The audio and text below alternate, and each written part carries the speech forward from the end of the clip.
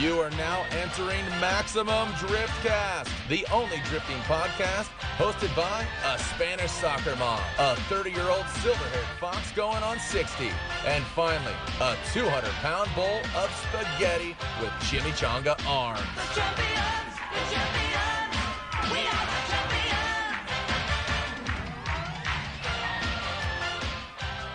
Welcome to Maximum Driftcast. We are back again, once again, again and again, forever. And that's it for the show. Everybody, have a good night. Thank you. Wait, why? Well, I guess I didn't know you guys were here. Oh, yeah, I'm right here, dog. It Oh. looks like your gigantic, ridiculous glasses can't see the other end of the computer monitor, Paco. We're right here, pal. You look like it looks like you're like very well. How do you say that? A companion. You have some company on your screen. Companion. Yeah, who's that fine gentleman standing Oh, the right guy next to you? me, that's Travster. That's my boy Trav. The Travster. T-Dog. T-Bone. That's Hi guys. that's the Trav man. The reread. McTrapper Yeah, Keeper. Yeah, big trapper keeper. We go way back. We in college we used to do keg stands and Play Pogs. we played Pogs. What's the thing the kids do now? Like they swirl the bottle and then it goes it drinks faster. The swirl. We do the swirl sometimes.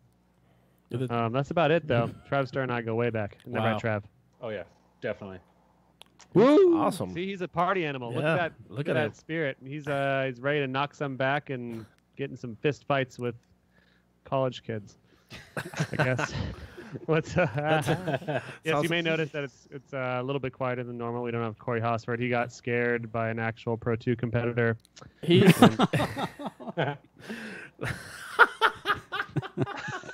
good job, Travis. Yep. That's Sorry. let's see. Like this show Corey right now. First, you Yeah, scared there him you off go. the track. There- Excuse me. First, you scared him. You scared him off the show. He Yeah, turned you scared him off turned the into a track, lucky cat. and now he's scared off the show because of you. Great job, dude. Yeah. Congrats. Gracias. So Travis is currently right now in the points 2 lead. This is your first year in Pro 2 or second? Second year Pro 2. You- And and how did you place last year? Yeah. Last year I got second in That's the right. points chase. Yeah. So you Yep. could have gone into Pro 1 last year, and you decided not to. Yes, that is true. I stayed back.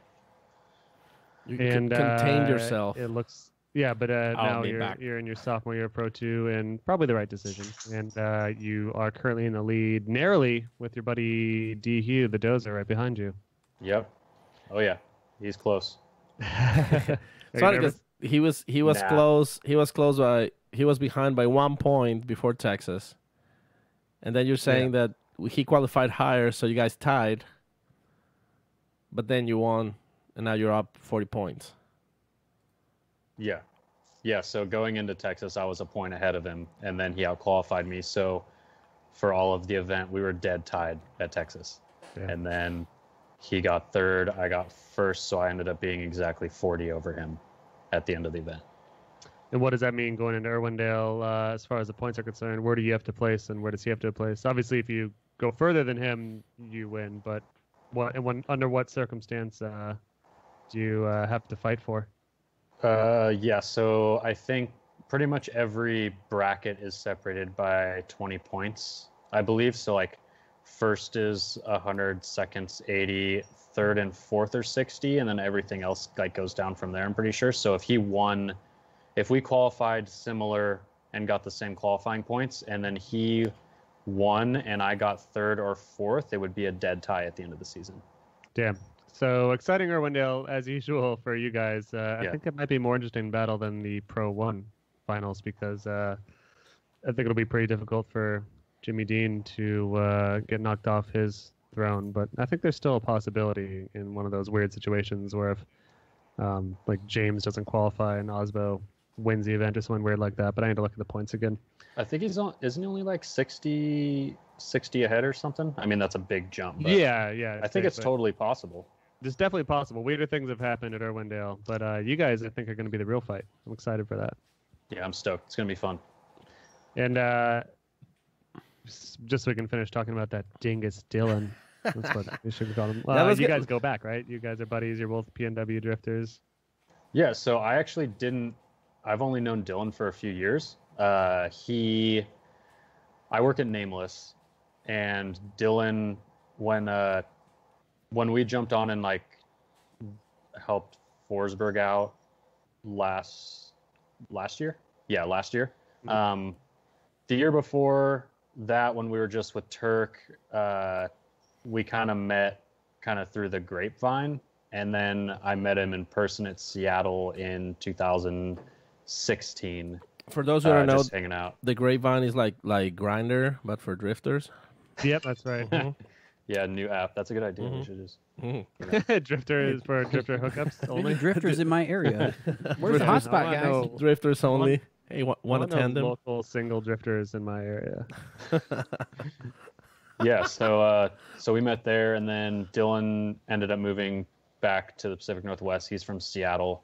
He moved back, worked at Nameless for a little bit, and he lived with me for a few months while he was working at Nameless, and just been friends ever since. Even though he jumps around to now he's down in LA and doing all his stuff. He's all over the place, but yeah, good homie. He's quite a drifter, you could say.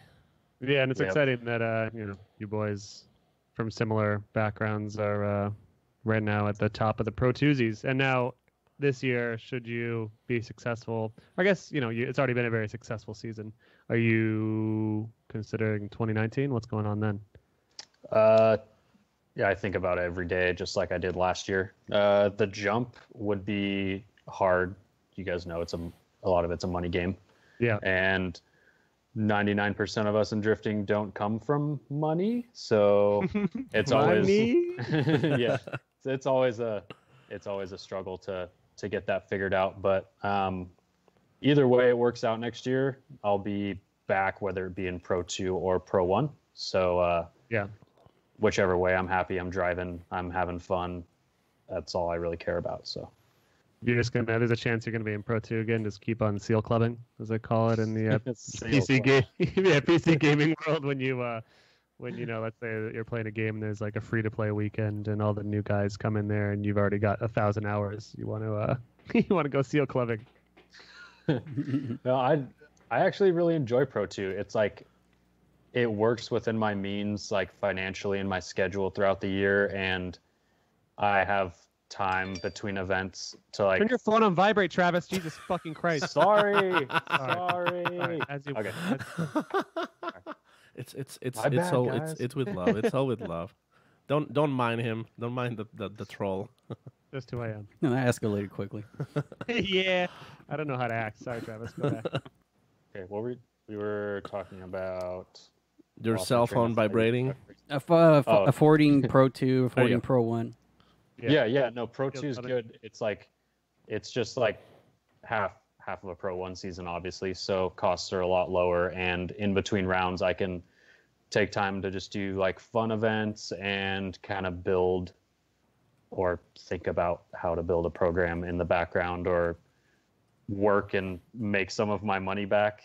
You know, so it's good. I really enjoy Pro 2. It's fun, but if the opportunity presented itself, I'd definitely jump up and thrash with those guys. That's the ultimate goal. So Yeah, and if you listen to this fine program, you're aware of all the discussion and many hours we've spent on discussing the big jumps from Pro 2 to Pro 1, and I feel like that's getting a lot less of.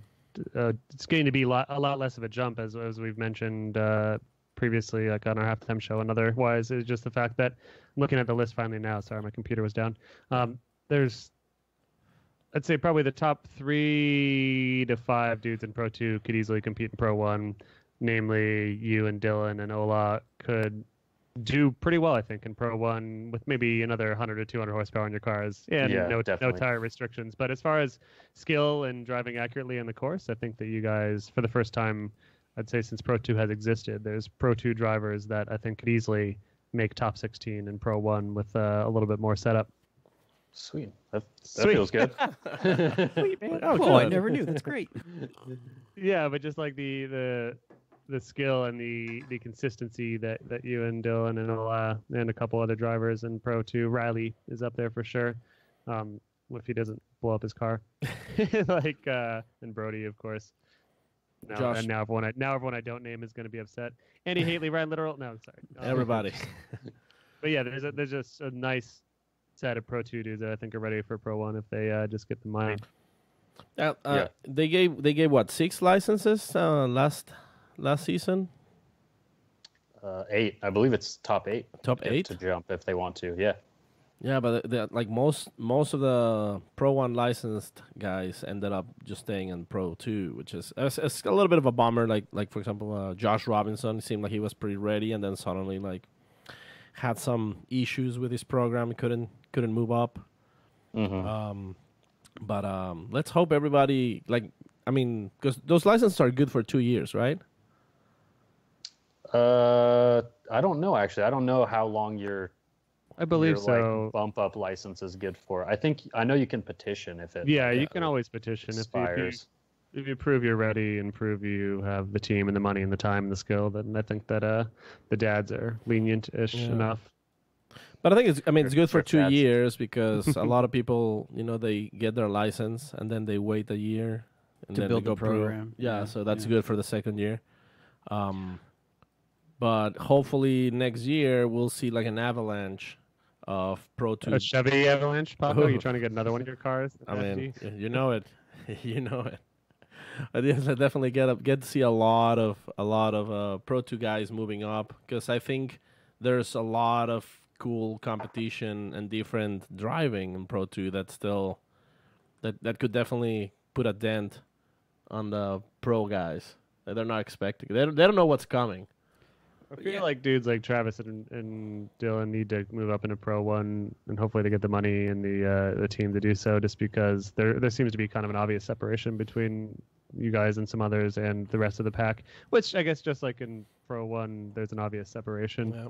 But I'm happy you at least spent another year down in the Pro 2 levels, and hopefully you get what it takes to make it to the ones. What was your biggest money bringer this year? Did you have a major sponsor that helped you, or did you work a summer job mowing lawns, or how did you afford Pro 2 this year?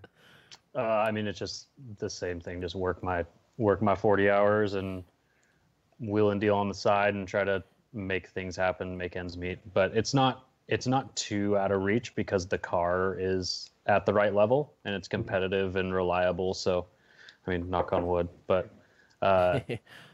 yeah, so it's like running costs isn't too crazy for Pro 2 as far as like traveling and getting a crew there for like just 4 rounds. So it's pretty manageable if everything else is good, as long as the car's like together, because that's the biggest expense. If you like breaking stuff, then money racks up pretty quick. But I mean, it's been pretty easy so far. I mean, not easy, but like I'm used to it. I knew what it took last year, so it was easier to expect what was going to happen this year and how the year was going to go. So I was almost prepared from last year for this year, so it kind of made it a little more carefree. Yeah, and that's nice to see that Pro 2 exists for that purpose, because you know, even their first year in Pro 2, I imagine, was a lot harder than this year, and I can't imagine, you know, someone at this point having to go directly into Pro 1 as they used to have to, like our poor boy Corey had to, without any sort of year in the minors or a year spending time learning at least just what it's like to make it to events and what goes into an event weekend and cars breaking and so on. Yeah, it's a lot. There's a lot going on. I liked to stay in Pro 2 because I felt like I needed to learn more of the competition side and just really like take in everything I can at FD while I wasn't struggling financially to make everything work and like run around like chicken with his head cut off, you know? Yeah, definitely. And I think that you know, I've been this whole time I've been making it sound like you have to go to Pro 1 next year, but you don't have to. You could stay another year and just hopefully prove total dominance of the series, and then maybe you decide to move up if you want to. But I'm sure you, like most guys, are pretty hungry to go to the next thing. But I don't know. You tell me. Yeah, I'd love to, but I mean, I'm in no rush. I'm happy where I'm at. I'm drifting as much as I can, and I'm having a blast. So, and I'm not in massive amounts of debt, so that's always good. Yeah, that is the important one. I mean, I think a lot of guys. Oh God, I'm gonna sneeze. You're making Sam cry, man. I was right before the show. I had a microphone issue. It was crawling around under my desk, and it's covered in cat hair. Oh boy. Yeah. Okay, I'm good. I'm good. All right. All right. So, what? I was go ahead. Yeah, I was gonna say let's go back in time. Time machine. Let's talk about little Travis. Little Travster. Did you go by Trav back then, or little T-Bone? Is Jared's kid? I was Tyson is called probably just Trav. My grandma still calls me Trav or Travie. Travie. All right. Yeah. Cool. You're Travie to us from now on. All right, cool. All right, now Travie, we're going way back, as Paco emphasized.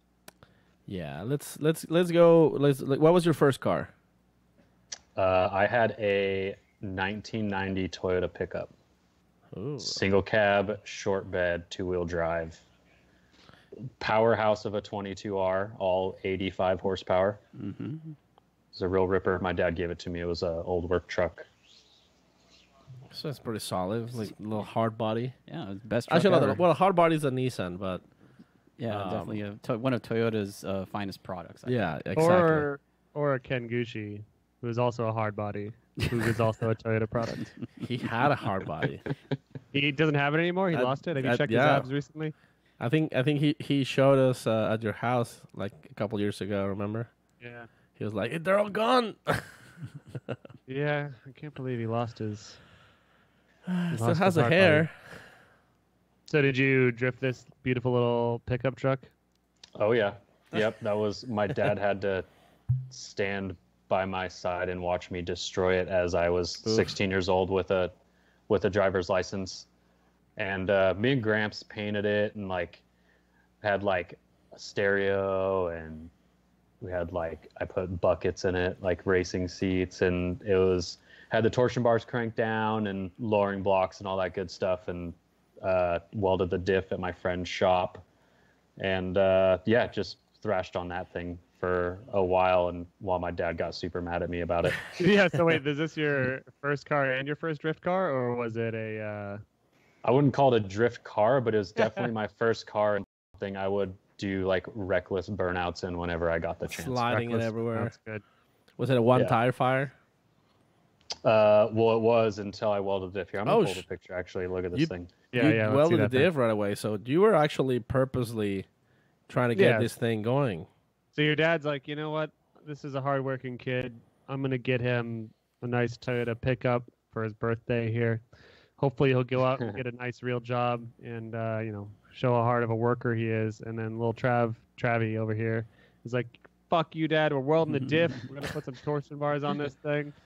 Gonna Yep. slam it to the ground and they're gonna blow the tires off it." He's playing So- too much Iron Man Stewart's off-road trucks. You know, the Toyota trucks on those. Yep. Oh yeah, that's it. So like, my whole family's like hot rod dudes. So like, I was like, Gramps, we got to paint the truck. We got to make it look cool. And because it was kind of beat up like old work truck, and that's why my dad was so mad, because I beat on it after it got all pretty after me and Gramps painted it. But that is it in all of its glory. It's kind of hard to nice. see, but it's I like like two it. two-tone gray and silver.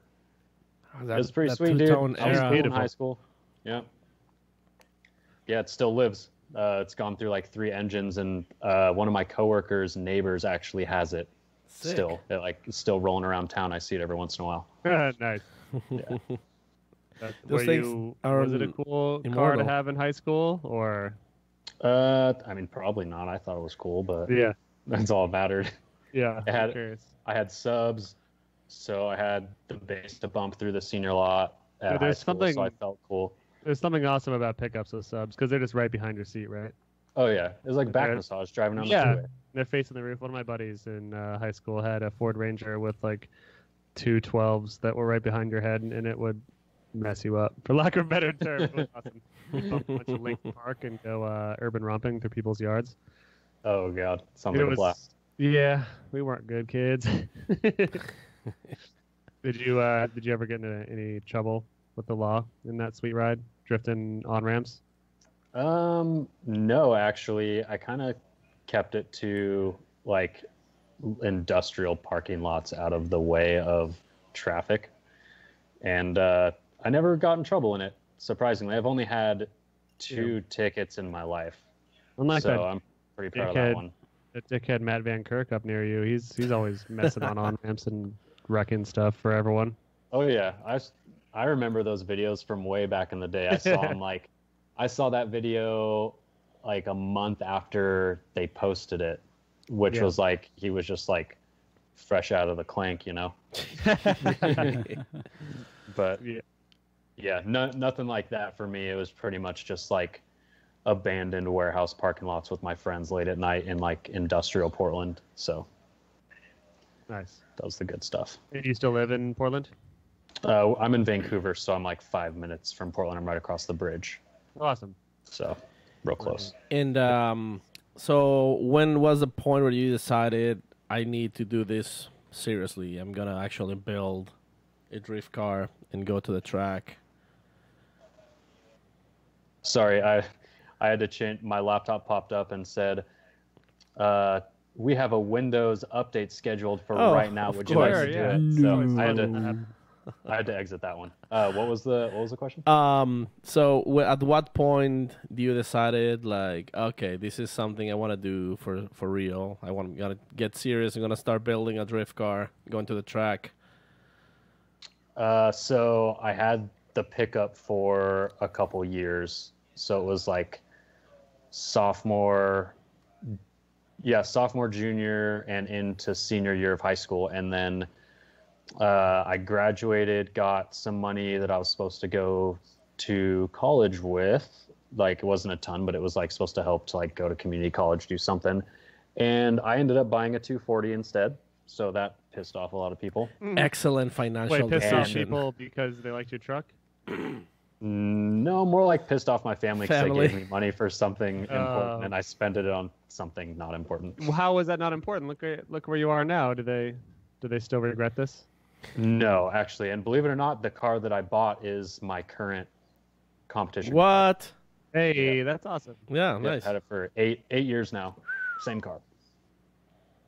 Wow. So yeah, so it was I was 18 when I bought that car and decided I wanted to go drifting in a more serious way.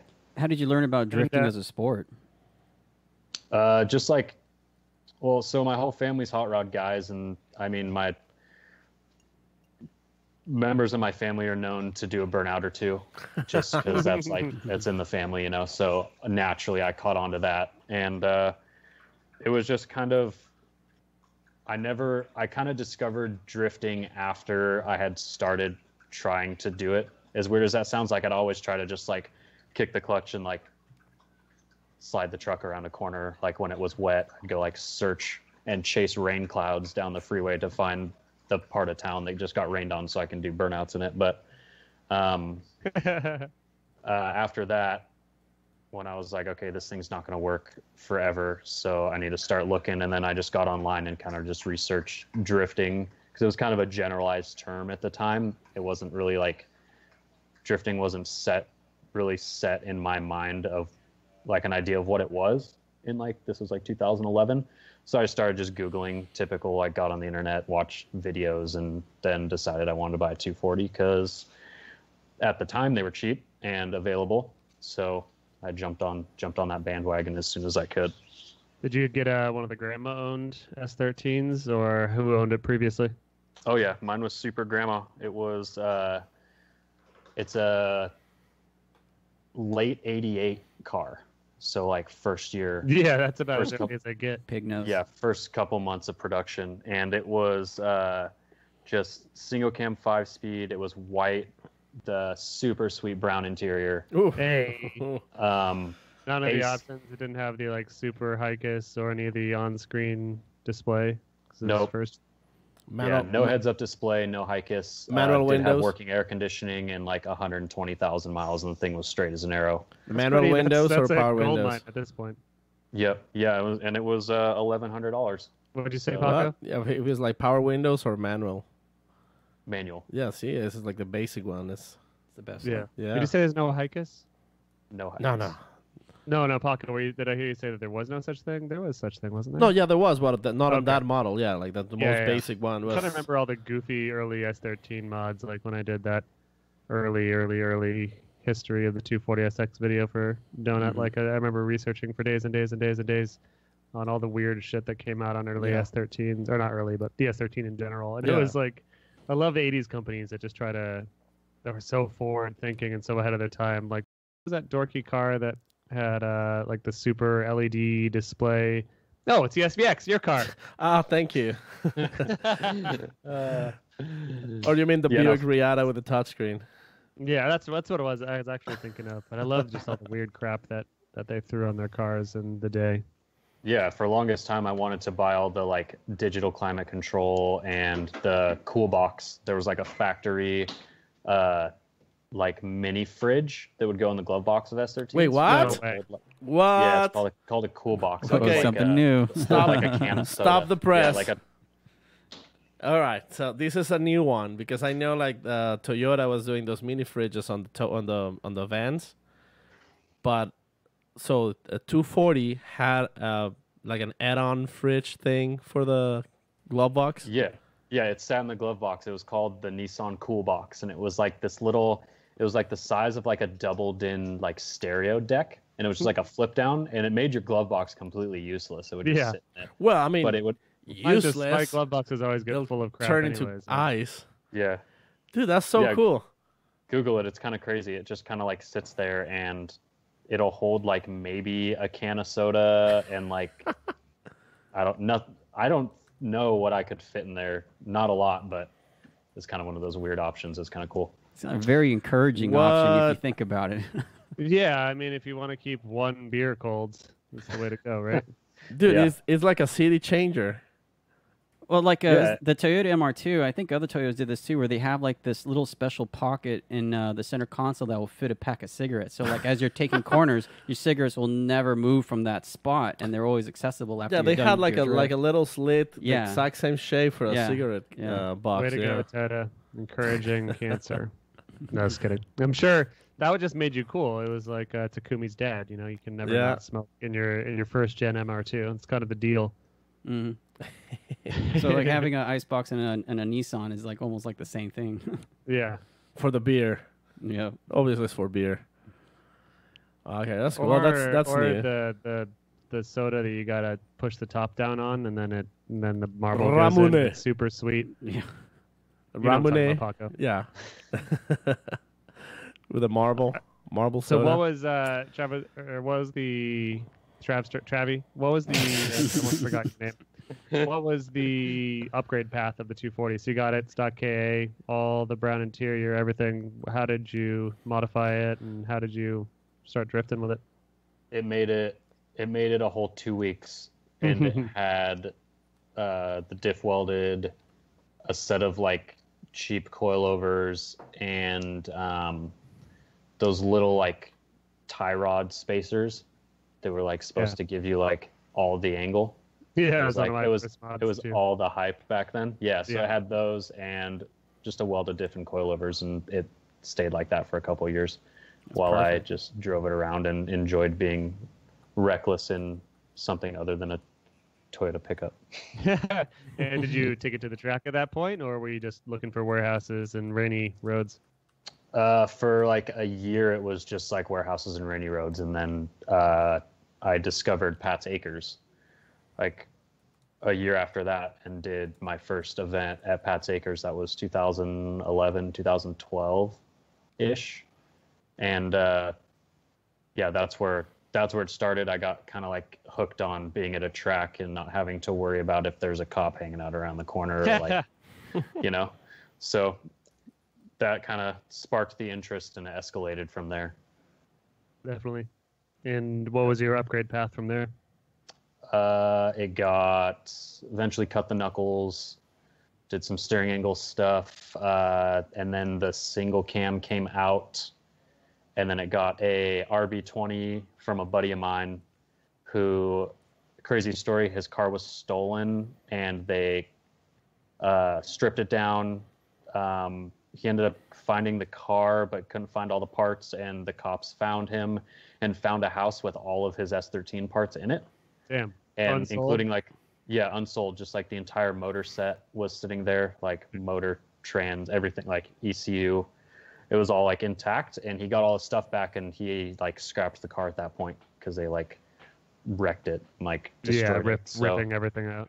yeah, so I ended up buying an RB20 from him for like dirt cheap, because he just wanted some cash and he was moving away. So it got an RB20, the best boat anchor I've ever had in the car.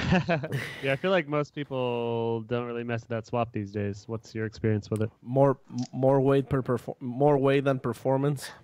Right. Yeah, but that thing sung off the rev limiter for 2 straight years, and I think I changed the oil twice, and it never like gave me any issues.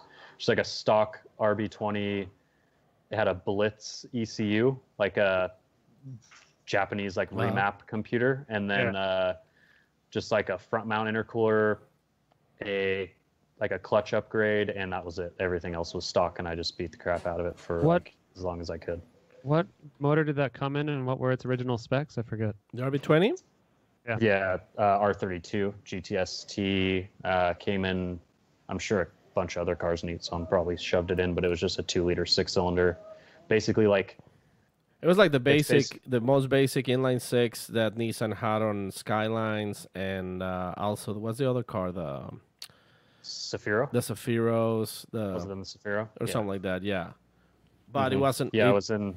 Yeah, it was a GTST. Was a RB25, wasn't it? There was a GTS 2.5T, which was I think that was an R33 though, if I remember correctly. I don't think I've ever heard a 2-liter Nissan V6 banging off rev limiter. I bet that sounds pretty sweet. Inline 6. Excuse me, inline. Excuse me. Yeah. Yeah. Do you know what a CA18 is? Oh yeah. Oh yeah. Yeah. So they basically added 2 cylinders to that. So it was like, it looks exactly the same, just with like 2 cylinders added. Yeah. Yeah. And so it's a 2-liter 6-cylinder, so it's got little baby like tiny pistons. Yeah. But they would just like rev to the moon and like take all the abuse. They didn't make a ton of power. They just sounded really cool. Even my Ford Probe had 2.5 liters, dog. Well, hold on, Sam. And speaking of Ford Probes, you know my Mazda, my MX-3. Yeah. That one's a V6. It's a 1.8 liter V6. Really? That must sound like a super Ferrari. Tiny little ass pistons. It's the same. It's actually, you can swap a probe engine on it. It's pretty much the same thing. KLZ or the KL? I'm all about the KLZE, yes sir. Hopefully. I swapped so bad, and then I realized that it was fucking stupid to spend money on your Ford Probe. Sorry, Mom. Yeah, those MX-3s suck to work on. I used to work at Mazda, and those little V6s were a nightmare. Yeah, I remember seeing some vacuum line diagram for those when I bought the whatever car book for my Probe, and the vacuum lines for the MX-3 looked like a awful mess. They have a lot of as like, did most cars that had 6 cylinders around that time. They have a lot of like. Sorry, I was gonna say you had a Haynes manual. Well, Is it Chilton? Chilton. I think it was a Chilton. Chilton. Oh yeah. Yeah, when my water pump went out, I bought one of those manuals, and I bought a $30, $20 maybe toolkit from Target, and literally that was the basis of my tools throughout most of was your holy grail childhood, adulthood, and today.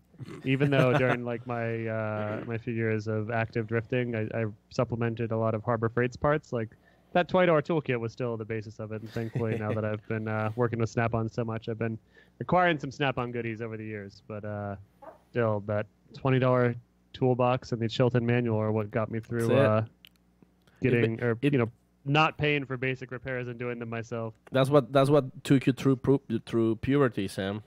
Mm-hmm. It's $20 of tools. It's true. But they were awful, and I'm so happy I don't have to do that anymore. Real quick, but was remembering about like weird features. Those MX-3s have a feature that I've never ever seen on any other car ever in history. Not even other Mazdas. What's that? In the doors, like in the very end of the door, they have a button that says touch. And the button is not even like a button that you can push. It's just like a solid piece of plastic that has in the back has a cable attached to it, and it's grounded. And what it is, it's like literally you just touch the touch button while you're opening the door, and it discharges the static from your body into that thing. So you don't get shocked when you open the door, whatever. You know how like sometimes you just get like a little electric shock. Is that a problem that anyone hilarious. has ever had? I don't think I've ever been shocked by a door. No, like by static. Like sometimes when you get into the car, in or out of your car, like just rubbing your butt against the seats, it generates static. I guess not a lot of cars have cloth seats anymore, so you don't have to worry about that as much. But I don't think I've ever discharged static to the point where it's like, God, I hope they make a button for this. I would love to hear the pitch meeting in the engineers room that got that passed. So what do you guys think about like this? And let's just call All it right, touch. The guy's like, all right, the fridge, I'm loving it. What's next? All right, cigarette holder, very good, very good. But let's get deeper. All right. The guy sitting in the dark corner. I Yeah. have an idea. Yeah. And he rolls out a bunch of blueprints on the table. We're gonna sell millions. Upgrade path. You got that sick RB. You banged off the rev limiter and all 140. How many horses lit up? I don't know, maybe 140. Damn. I think they were like 220 at the crank or something. So it's got to be less than that. I don't know. I didn't even turn the boost up. It was like a T25. Like it was probably on its way out, but I just let it eat and never lifted the skinny pedal off the floor. So Peg. And when and why did you decide that was no longer going to cover it for you or cut it for you? so the second track I ever drifted on was PIR. It was an international raceway. It's like really rare that they let people drift on it. There just happened to be an event, and I jumped on it immediately because it was full track drifting, which like had never happened before. Yeah. So I jumped in there and paid the like what I thought was outrageous for an entry fee for the weekend. It was like $160. I was like, this is crazy, but I'm gonna do it. Yeah. And drove PIR for 2 days, and I had to like really work the car to get around the track because the corners were like third and fourth gear. Like And $160 for 2 65. days of drifting is nowadays very cheap, and rightfully so, because it's really expensive to rent tracks, and you should support your local drift communities because that wouldn't even cover their costs. But Yes, exactly. But yeah, so I had to work the car pretty hard to get around the track, and I noticed that I was like struggling in some spots, and I knew that I needed a little more, and it wasn't worth it to build that motor up because that platform is pretty much, it is what it is. It's not really worth it to kind of like try to build reliable power. So I started looking at other options after that event happened. I can't wait for tons of RB20 fans to get in here and just start yelling about how it's the best motor platform there is. Like, you don't even know. Piece of I've gotten shit. 850 out of that thing. If someone has an 850 horsepower RB20 that's still a 2-liter, that would be insane. I That thing would probably sound crazy. Yeah. I don't know if it's possible, but that would be cool. If someone has it, please let me know. Yeah. Probably like a drag motor setup or something like that. Yeah, some Australian. Yeah, some Australians done it. Some right? Australians right. probably 2,000 80. horses. 80 pounds of boost and a ton All of of them. nitrous. So what did you swap to then? Then I went to the good old LS. Hey. Found myself a 5.3 iron block like truck motor from a junkyard for $500 and started piecing together a swap. So Nice. the V8 went in after that. Found myself a T56 from a wrecked Camaro for a transmission, and put together a wiring harness. And that's when my grandpa started to kind of get involved. He's kind of a once key you bring the player in the American- program. Once you bring in the American V8, Gramps starts to care. Oh yeah, he was like, "You're putting a what in that thing? I'm all about it. Let's do it." So Is it Grandpa So from we- Iowa or no, or he's from here. He's from Portland, Vancouver area. that was just your grandpa accent? Yeah, just like the old guy voice. Okay, cool. Well, let Even me though tell it you sounds something. Nothing like that. You wouldn't be having these problems with a single cam That's push rod, Paco's good old LS V8. voice. Everyone has How a much- grandpa voice. It's all Yeah. different though. What year was that, and how much would you say the whole swap cost you? That was 2000. I want to say I started in like 2014.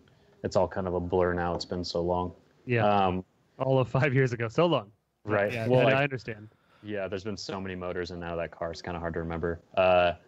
So that the 5.3, it took me like a year and a half to get it going because I didn't have the money to do it. So it took a while to kind of like piece it together. I was probably like $4,500 into it, like said and done running with just like a 5.3 with like a head and cam package.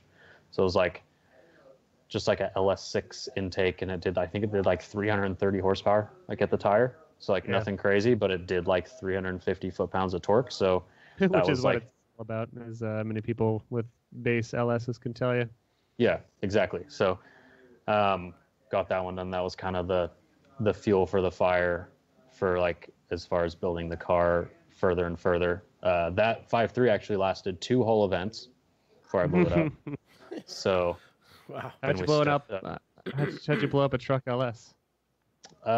we had a slight windage tray and oiling issue that is pretty common with LS engines when you start putting like aftermarket pans and things on them and putting them in 240s when you don't know anybody that has done it before, so you make some mistakes. But Side question: is your girlfriend watching The Office? watching The Office? Yeah. Probably. Are you watching The Office? Oh, she's watching Brooklyn Nine-Nine. Okay, I heard the production company that does, I think, The Office at the very end, and I'm like, I know that. Yeah, no, it's pretty much The Office or Brooklyn Nine-Nine in this house, like Okay. pretty much cycles. I still haven't watched Brooklyn Nine-Nine. Is it worth it? I heard Oh, dude, everyone. it's so that's- good. It's all hard on Terry Crews. It's all about that show. It's hilarious. I literally bought Hulu just so I could watch Brooklyn Nine-Nine because that's the only like platform it was on Yeah. for like Netflix kind of apps. Yeah, Hulu's killing the proprietaries these days. I got Adventure Time. I got Buffy. I've got was it Handmaid's Tale was on there? I don't know. Sidetracked. Anyways, LS's. I could talk about Brooklyn Nine-Nine forever. It's like my favorite show. I can't get man. over it. It's I had to so hop hilarious. on that. Paco, so- Paco O'Brien. You ever watch that one? Nope. I No. tried to watch the first episode, and there's something about Andy Samberg that I just can't swallow. Andy Samberg is a killer. I know. I mean, guy. like I try to watch Hot Rod, and Hot Rod's one of the best movies ever I'm made. sorry. I'm just how there's dare there's something really about him that I just can't. Oof. Yeah, I know. I would particularly enjoy Parks and Rec. You know, as Yeah, Yeah. Parks and Recreation is awesome. after we that's a good finished The one. Office, it was a nice follow up to kind of keep Yeah, the flow well, of that. I think it was largely the Office team, and then a couple extras, and it was kind of like a more refined version. And you can tell in like Yeah. season. We're just going in a TV tangent right now. All right, It's here we are, maximum- TV ma- tangent maximum to, streamcast. Bingecast. I think that the first season or two of Parks and Rec, they just thought they were going to make like the sequel to The Office, and then it kind of took on its own life with Chris Pratt and who's my future wife's name? Aubrey. Aubrey Aubrey Plaza. Plaza. Yeah. Yep. Like, And, we're gonna fight for her. We're gonna fight for her, Sam. and I'll She's the beat you up. best. And then it just kind of took its own thing, and I love Parks and Rec much more than The Office. The Office, it gets so cringy with Michael being just a dickhead to everyone. I was happy when he left. Aw. No one fight me. I know it's an unpopular belief. But There are cringy moments in that show. There's been times where we've been watching it and I like couldn't look at the screen because I'm like, Yeah. is this really happening? Did they actually put this in this episode? And I'll like look at my girlfriend and she'll like look back at me and we'll have like the same thought about what's happening and we just can't even deal with it. Like have to skip forward. he is by and large a very bad person. You guys, Which I don't. you guys seen the British version, right? Yeah, I actually couldn't really get into that. I watched like dude, one or Ricky, two. Ricky and I love Gervais Ricky Gervais. is but- he's freaking god. He's a genius. So yeah, I give him credit for the new Office. So All right, should we get back to it? so we yeah. Haha. All right, so you blew Welcome up back to your LS. Driftcast. Yeah, you blew up your LS. What went down from there? More Yeah, or less. so- More or less. More LSs, all LSs from then on out. So I went and got a 6-liter iron block truck motor because 6 liters is better than 5.3. So Really? got another just junkyard 6-liter, ran that one for actually that motor was in the car going into Pro-Am. If we want to step into Pro-Am, Yeah, that was step- 2016. So that 6-liter iron block, same intake as the 5.3, so it did like 360 370 horsepower or whatever. Nothing crazy. Went into Pro-Am with that one, and halfway through the season blew up that motor at Turk Bash 2017 or 2016. 2016, was that the first one? That was I think that was the first one. I Because was only at that one where we did the GoPro top-down shot on the drone that ended up on GoPro's commercials and all that. Oh, that's awesome. Yeah. No, so I was at the second one. I was at the second one. Okay. I wasn't there for you guys did like a 10-car train. And Yeah. It's like there's a bunch of commercials about it. Yeah. Yeah. That was the year before. I was at the next one. So Okay, I don't think I was at that one. I just got in because I worked at Nameless, and Mm-hmm. Ryan was there picking up some parts and asked me if I wanted to drive. So of course I said yes, and then I ended up blowing up my motor. Yeah. So it's all Ryan's fault. And actually, Dylan Hughes was riding with me when I blew it up, and that was the first time I'd ever been drifting with Dylan in like either of our each other's cars. We had never been drifting ever tandeming at that point. Yeah. We had only ridden in each other's cars, and the first time him riding in my car was at Park, and I blew it up. Well, that's a cool moment for history nonetheless, considering where you two sit now in the professional leagues here. And on the note of Turk blowing up your car, it just goes to show you that he doesn't even have to drive your car. He doesn't have to touch your car. All he has to do is vaguely talk about you driving and drifting, and he's going to Turk your car. Guy's a monster. Yep. And I had 3 days to find a motor and get it in the car for the next Pro-Am round the following weekend. This was like halfway through the season. I was leading points in Pro-Am. Yeah. And I sourced a bottom end and swapped it into the car and had the car up to Seattle at Evergreen that following Friday morning for testing for Pro-Am. Same week. Blew it up on a Monday, found a motor, put it in, got to the track Friday morning, ready for Pro-Am that Saturday. Damn, dude. Yeah. Who do you have some main bros helping you out, and who are they? Yeah, all my I've got a couple of homies that have been in it since the beginning. My buddy Logan Flintoff. That's a dude we had a house together with a shop, and that's where me and him and Gramps kind of put the car together when it started kind of evolving. Is he And chill then, with you calling him Gramps? Gramps? Oh yeah. I don't want him to fight me or nothing, just because we're on a show where someone called him Gramps. Wait, Logan? No, I'm talking about my grandpa. Yeah. I thought you were talking about calling. I didn't think we're calling Logan Gramps. I don't know if Logan's a fighter, but I'm afraid of grandpas. Oh, They got grandpa strength. You haven't. I'm surprised you haven't met Gramps because I may have. he's at every FD event, and because my grandparents tow my car for me because I love traveling. So the trailer goes cool. behind the RV, and then I get to fly out. And half the time, Gramps wanders off and makes friends and talks to people that he didn't even know, and then he comes back a couple hours later. Grandma's like, "We lost Grandpa. I don't know where he's at." And then he comes back and he's like, "Have you talked to this guy down here? He's cool." And Gramps just goes around and makes all these new friends. So as far as you guys haven't, you'll run into him, I'm sure. Yeah, I'm sure we will. All right, How pumped are they at your successes this season? Grandparents, if I know anything, they love to talk about the grandkids. Oh yeah, they're pumped. It's been really fun because I've just been spending so much time with them the last couple of years because they've been really heavily involved in my program.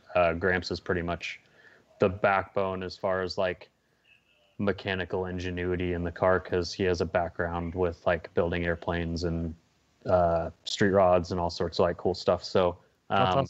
He's built a lot of stuff on the car. A lot of the custom metal work on my car is done by him. English wheels and all sorts of cool old tools that is lost in translation now. He's right. about it, but yeah, they love it. They really enjoy it, which is cool. Bonding time. What was his background with before working on your stuff? You said he worked on airplanes. So he was a longshoreman in the Portland, Vancouver area and up in Tacoma, and his hobby of choice at the time was aircraft. So he has built a number of airplanes. He's had 13 planes, but the biggest project he had was he built a 80% scale P-51 from scratch. Designed it, him and his brother designed it, and his brother and my grandma built it. It took them 10 years. That's was their pride and joy. That is insane. Flew that all over the place. Went to Oshkosh, won some Lindy's, Yeah, that was mid '90s. I never got to fly in that plane. Gramps put it down hard and wrecked it. No way. Yeah. It seems to happen quite often with And he those old lived. warbirds. Yeah. Yeah, it's like, well, it was a one-off airplane. It was like experimental aircraft at that point because he designed everything from like, well, the structure of the entire plane to like all the mechanical landing gear and like everything 100% was him and his brother designed it. So, ended I up feel like I feel like doing an 80% version would be harder than a 100% version just because you can't just use, third party or original parts. Like you have to make everything from scratch. Yeah, well, he wanted to use like a more common engine instead of having to use like a Merlin, like the big, like those huge, like 12-cylinder crazy things. Yeah, we did a Snap-on Great Garage at a place in Texas that remanufactures warbirds. So like I know a lot more about them now. I used to be just a full-on tank nerd, but now I've learned a lot more about the World War II planes, and those Merlin motors are awesome, and everything about them are awesome, but it's all hyper pricey because they don't make any of it anymore. Yeah, it was expensive. It was expensive, like in the '90s. I couldn't even imagine now, like building an air, like being in aviation, like residentially, is already like crazy right now. So, he gets to work on Travi's car though, which is awesome, and then that kind of explains some of the design of it. I can see some aviation themes in a lot of the aeronautical.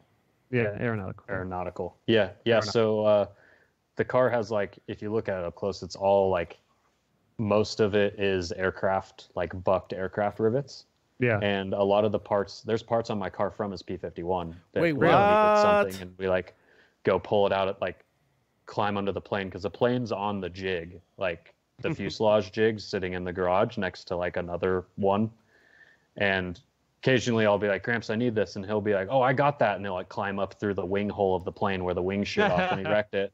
And he'll like tinker on something, pull something out of the plane and be like, yeah, we can use this. And like run back into the shop. It's hilarious. But that is super cool. I definitely have to take a closer look at your car at Irwindale now. It just was reminding me of some like Millennium Falcon Star Wars type shit. It's like I need a power transistor. It's like, oh, I got this, and he just goes into a pile of wires. Yeah. Yeah. God damn it, Chewie, or God damn it, Travi, I need a power coupler. Yeah, and then like the livery design this year was kind of based off like kind of a warbird style, and the 600 on the trunk of my car. It's not my number. My number's 77, but I have 600 on the quarter panels, and that was the number of his P-51. That was the tail number. And then the plane was Restless, is what it was named. It was kind of airbrushed on the side of the plane. So over my doors, it's Restless 2 in the same font that like matches the plane. That's awesome. Dude, that is so cool. I want to hang out with Gramps too, man. I know. Like I didn't know. Have you explained this anywhere? Like I didn't really know about any of that before. I mean, people ask, and like whenever someone asks about Gramps, I kind of go through the spiel because he's done like everything, and he's like such an amazing dude. Like, so anyone who asks, like, I give him the spiel, and if he's there, I just kind of like let him loose with him. Like, ask him yourself. He's like happy to talk about it. He's just an awesome dude. So if you guys have a chance to talk to him or Grandma's awesome too. If you have a chance to talk to them at Irwindale, you guys. Yeah, I would love to, especially now knowing his fascination with the warbirds, and that's kind of a new thing for me. And yeah, it's awesome that you have. Does Gramps likes arm wrestling? I don't know. Gramps might take you if you want. Yeah, no, that's the thing. That's what I'm saying. I mean, because you know who likes arm wrestling? Vaughn. Can we make this happen? Oh, I don't know, man. That'd be kind of funny. Gramps is 77. If he took Vaughn down, I don't know. I feel like Vaughn would be pretty embarrassed. It just sounds Vaughn's soon to have dad strength, which is very powerful. But then also Gramps has granddad strength. But it just sounds more has like powerful experience. than dad strength. He's just gonna like, oh yeah, I'm gonna take you. Just gonna do some kind of like crazy maneuver. Well, I'm sure now that learning all this, everyone's going to kind of take a closer look at your cars. I definitely will at Irwindale. It's exciting to learn all the history and stuff. So, what I imagine you said that was a past version of the LS build. So what did you go into this season with build-wise, and where's your car at right now? This season's the same motor as last year. It's a Thompson Motorsports built 416 cubic inch LS3 stroker motor.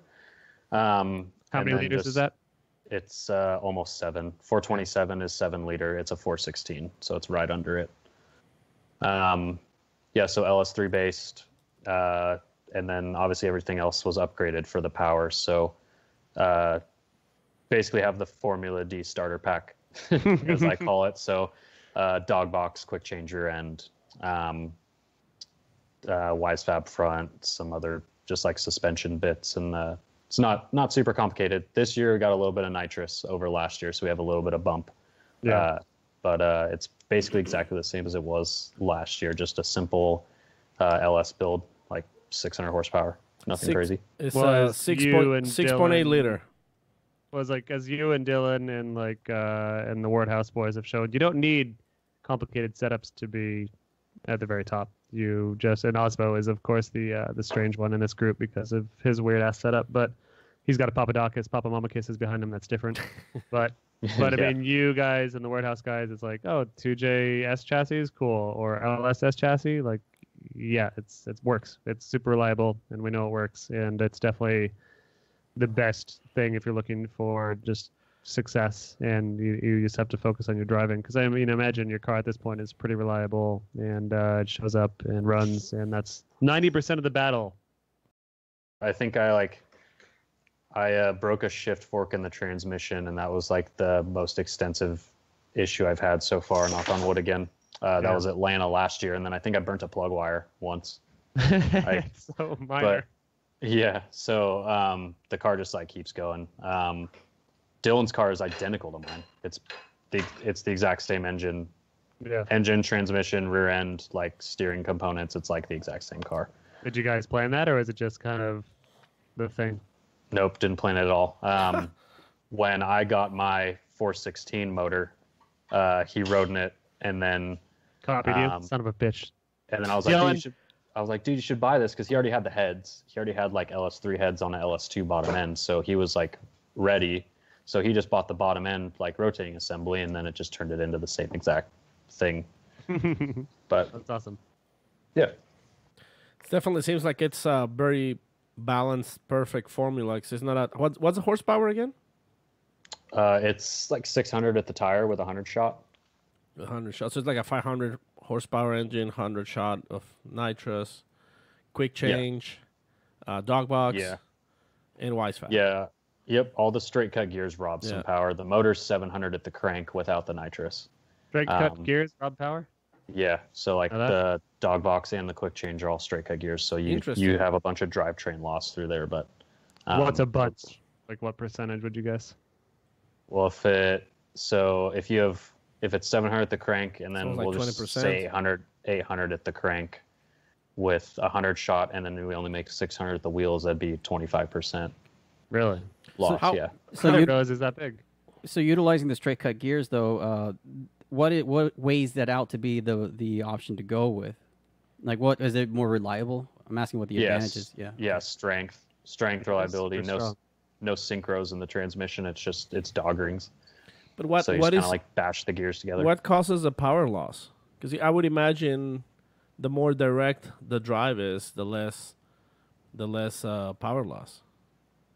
It's something about like the straight cut gears meshing over like helical gears. So like, and also a quick change has basically like two pinions, because it has to like go through the bottom of the diff and then through a set of gears and then through another rod that goes to like the ring and pinion. So it's like going through multiple systems, and that just like drags. Yeah, that's probably what it is. Interesting. I wonder if it also has to do with the strength and the weight and the durability of it all, but I don't know. I know nothing of these things yet. Well, you can always put an automatic transmission or slapstick shifter. And, get yourself a J mod. Yeah, I'm going to go straight to the finish line in 9 seconds those flat. Those the LS dads that talk every now and then. They're pros in the LS life. Put a power glide in it. Call it a day. Power glide. 2-speed Four on power the floor, glide. baby. Is that a power glide thing? 4 on the floor? I know that's something that'll be. No, they're 2-speed Power glide's a automatics. 2-speed auto, yeah. It's a drag racing thing. The My dad's Camaro has a power glide in it. that's the Nice. the quarter mile thing where you just slap the gear when you're max out and then go down the rest of the track. Yeah, just shift it up. Oh, that's it. Gone. Yeah, it's just you launch and it's boom. Yeah, gone. And then you're at the end of the track. Yeah. I wonder how long it'll take for those to get into drifting. Just the low gear and the high gear. Like I joke a little bit, but I mean everyone just kind of accelerates to like 4th and then kind of just goes between 3rd and 4th all track. It 3rd seems. and 4th. Yep. Some people like to gear the cars to like be in 3rd just so they don't have to shift as much. Yeah. Or they'll start in 2nd and go 2nd, 3rd, 4th. Yeah, I feel like watching, editing Vaughn stuff over the years, he almost always started in 2nd. I mean, it depended on the track, but he'd start in 2nd and go to 4th and then pretty much stay in 4th the entire track unless it was one that had a major slowdown at the end and then just slam it to 3rd and call it a day. Yeah.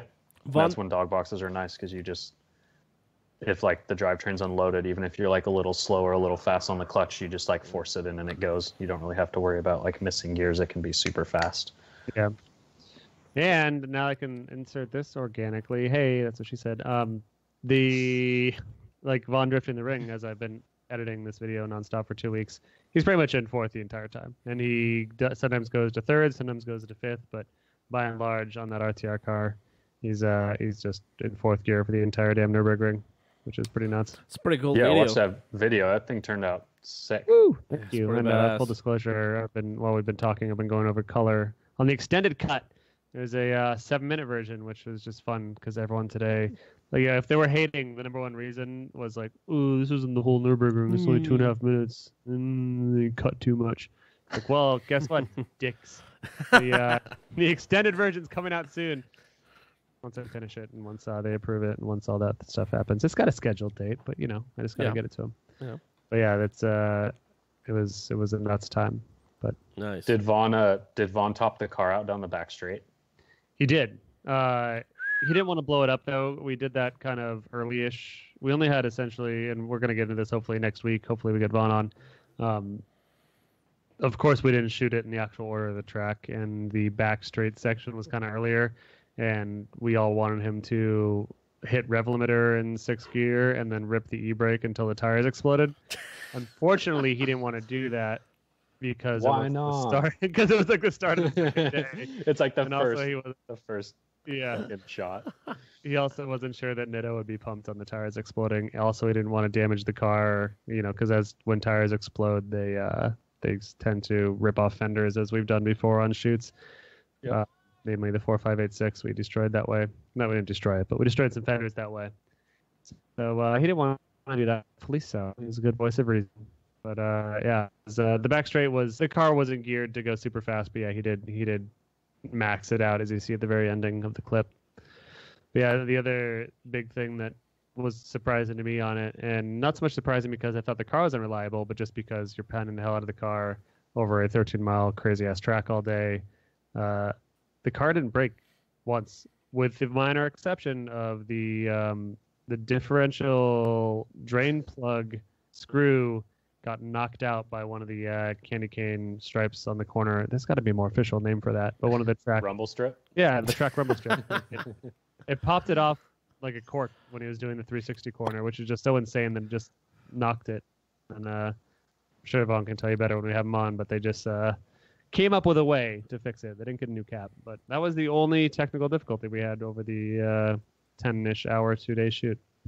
Crazy. I was just thinking about like taking a brand new pair of tires and going as fast as you can and holding the handbrake till they popped, Yeah. and like dismounting that tire and looking at a tire with perfect tread, and then all of a Perfect sudden it's flat just spot. flat and goes Yeah. to like, you see every layer of rubber, and then it's just like nylons, cords, and then a hole in the center. Like, That was the plan that we wanted to do, and like I said, understandably, Vaughn was a 2K. Like, not a new set, but a set that we were sure was going to pop.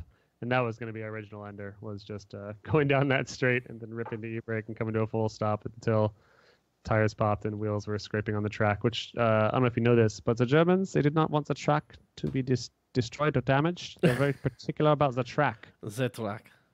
They were... so what about the dirt drops and shooting gravel and stuff? Did they like that? They weren't pumped. They weren't pumped the first time I went there, and our mission was ruined because of rain, and we drifted/drove the Raptor around the track last year. They weren't pumped when we drove off track for that, so which we didn't intentionally do, by the way, maybe. So don't mess with the ring is what we've learned. They're very particular about their prestigious track, even though it's covered in graffiti and dicks. There's a lot of there's a lot of dicks on that track, by the way. I even caught one in one of the videos that I forgot to edit to see, like blur. Yeah, but it's literally like a half frame because he's going so fast over that section. But if you guys want to look, so no, you could say there's like a little Easter egg. Yeah, no, I actually got rid of that one. So it doesn't exist. It was in the long cut, which I'm finishing up right now. But yeah, enough about that. We'll get more on that hopefully when Vaughn comes on in the near future. But we got Travie here still. Hey, Travster, my boy, Trey. dog, my trade and what? So let's say tomorrow, someone was like, "All right, it's Pro 1 time. All the money you need. What would you do to your car? Would you keep the car? Would you get a new car? What would you do to your car?"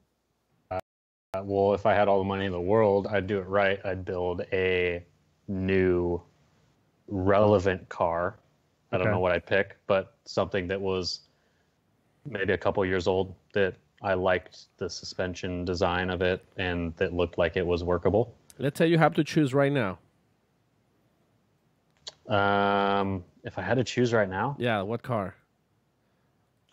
I was thinking about this the other day, actually, because I really, with having the E36 M3 as a practice car, I really like a trailing arm car, but like the E46 is like the latest trailing arm car from BMW. Yep. So that's not really relevant. And then I'm pretty sure Osbo's cars are trailing arm cars, but that would be like massive conversion. And overdone. I don't know. The Japanese cars never really adopted the same concept as the American auto manufacturers did with like the Mustang and the Camaro, like trying to resemble something of like, the classic cars that made them famous. Yeah, like a retro car. Yeah. I mean, it definitely has a similar-ish silhouette and, long hood, round roof, and trunk and all that, but it's just added bullshit, which has been the theme that I've hated from Nissan lately. Yeah. It's a theme that Toyota is doing. Floating roofs. Fake grills. Oh yeah, Pocky, you went on a intakes. Facebook rant about the roof issue lately. Yeah. It's the ghost pillar. Yeah, the floating roof, the rear ghost pillar. Yeah, it's like I'm cool with the front one, like on the GTR. That's fine. But that's been done since forever. Like that's kind of like just joins the windshield with the side windows. That looks perfectly fine. But that rear floating thing, it's like very unnecessary, and everybody's just like going lengths in order to have it. Yeah. Like on every car. Oh, we have an SUV, let's just put it on it. Oh, we have a minivan, let's just put it on it. Like just floating room, everything. It's nonsense. Yeah. And then these ridiculous amounts of fake grills. I mean, dude, look at the new Camry. Yeah. It's like, it looks like a Transformer. Which I think is the best Camry, the best a Camry has ever It looked, is, as far, I mean, it's got the most performance ever, and it's like the sportiest looking one. I just don't like unnecessary shit. But it's it has way too many fake grills, way too many fake ducts. How much more money does it put just to actually add a real grill? Like, does it decrease performance? Which I guess it might actually decrease gas mileage. Like you see all the salt flat cars, they have closed off grills and all that. Like I wonder if you don't actually need the cooling, if it's probably better aero to have it closed off. But then I don't know, don't put a grill there. Yeah. I just hate it. I'm bummed that they put so much on it, and I'm sure it'll be like $80,000 or $90,000, which at its end the A80 Supra was like 40 or 50 grand, which is probably 70 or 80 in 2018 monies. So yeah, it was probably gonna be around the GTR money. Yeah, I don't like that it has such a short wheelbase. That's the other thing too, is that it's super short wheelbase. Yeah, it's because it's a BMW Roadster car with a roof. Wait, so they don't even have like the back seat like all the other generations of Supras? It might have like little baby seats, but yeah, it might probably has a faker seat like Porsches had or have for. It definitely looks more compact. Yeah, I don't know. We'll see until it comes out without that weird livery. Yeah, making it look maybe it'll be something. Yeah, I want. I mean, I feel like I'm pretty much the demo they want to cater to. Like I love JDM 90s cars. Like I have a little more money now that I'm working my ass off, and I'm almost looking for a new car now when my SDI bites the dust, or just in general, like to have something reliable and cool. And granted, I don't think I could drop 80 grand on a car. Like I should want that car though, because that's kind of who they're going for. And I think they're blowing it. I don't know. But I think the RCF is a good choice. Yeah, that car is like 130 though, isn't it? RCFs are expensive. Well, you said any money. Yeah, well, but they make like the Toyota, the Lexus, just the 2-door coupe, not necessarily the F. Well, I forgot we're talking about. We're going back to Travis. Yeah, so I was saying like Travis, like that car is actually. I mean, I'm sure, especially with the unfortunate floodings and all that stuff that's been happening, I'm sure you can find one of those sick cars. Yeah, you can find one of those Lexus coupes for pretty cheap. Yeah. I'm sure you could find one that was like damaged. It was like a flood tidal or something, or like a hail car. You could like replace the roof. Yeah. Yeah. But either that or a big body car, like a. Ooh. I don't think there's enough like big like 4-door cars. Right. I know they're like kind of counterproductive because they're usually heavy and hard to like make work and be competitive. But I think a GS 430 would be sick, like a big GS. Yeah. Or some other like 4-door car would be sweet. Yeah, I think I agree with you. Yeah. I think there's a lot of margin for bigger, not necessarily monstrous, but like as big as a Mustang or a Cadillac. Yeah, because Mustangs are huge. That's a big car. Yeah, exactly. But it's competitive. Yeah. Yeah, but like the GS, well, I mean, what was his name? Alex Lee. Remember, he used to drift the GS 300, and that car looked pretty. In my opinion, looked pretty bitchin'. Mm-hmm. So something like that. Andy Gray's JZX100s that he does in like FD Japan and like D1. Those cars are sick. But something more modern. Yeah, it'd have to be modern. Yeah. Like like a Toyota Verosa. Oh yeah, it's basically like a Yaris, but like a 4-door Yaris. Big weird front nose. They're odd looking. It's so ugly, it's cool. It's like those weird fish that have like the Squidward nose. Yep. Exactly.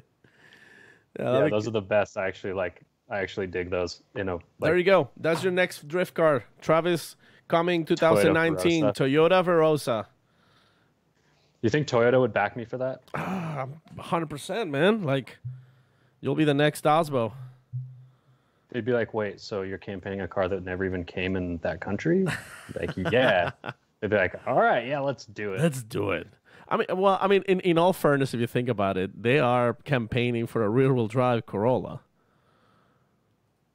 Yeah. Who knows? That's true. That's true. That's a solid point. Something that doesn't even it's not even supposed to do what it does. And with the unlimited money situation, would you and Gramps try to handle it, or would you call up a Papa Mama type situation? A Papa Mama kiss. There you go.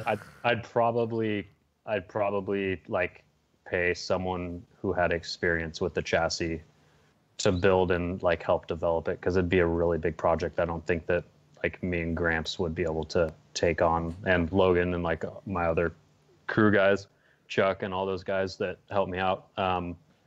It'd be a strain on them to try to figure that out. You guys could maintain it. They could be your tech crew at each event, but you just have to have someone fabricate and do all the suspension geometry and what have you. Yeah, someone just got to get on the computer and like SolidWorks everything and just like make sure everything works. And then I could even help with fabrication. That's not a big deal. I can glue metal together and bend tubes and stuff. But that's a good way of saying it. Someone to help with all the technical aspect, the more like the deeper like geometry related stuff. Right. Really that's really important. Actually, before we go, Kyle Cross brings a good point. We still have to see a Kia Stinger on Formula Drift. Ooh, that's a 4-door car. It's a 4-door. They come rear-wheel drive, and Kia is kind of like pushing for like that. Hey, look at us, we're cool. Well, you guys saw we built at RS, right? Well, I was just gonna ask you. So, what happened with? Is there like a video release or something for that? I'm looking at the post right now to see how much I can say. Hold on, I don't want to blow it because Because I know that we showed off that we have been working on this, but I forget how much has been said. But yeah, Kia Stinger. Camera. There you go. It's a relevant card. You can find it here. Start calling you Travis Stinger. There you go. Travis Stinger, 2019. Travis the Stinger Reader. Yeah, there you go. Let's see. So, what do you think? Last round coming at you, man. You're 40 points ahead. Yeah. You're being followed by Dylan Hughes, The Bulldozer. the Dildozer. The Whoa. Dude. We and actually before that, Garrett Denton, dude. Holy shit! Last round.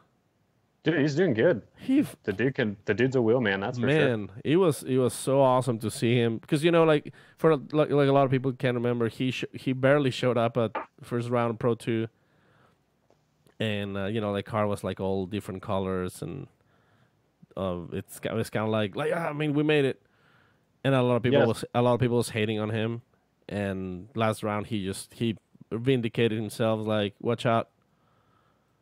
Yeah, so I talked to like them and the crew after the final. Unfortunately, they had like a mechanical issue with the car in the finals, and it was overheating like tremendously. The thing was at like 260 degrees at like start grid. So the thing was like really underpowered and like struggling in the final. So that kind of sucked. I wish that wasn't the case. But which for those who don't remember, they moved the final to the next day. Yeah, it was Saturday.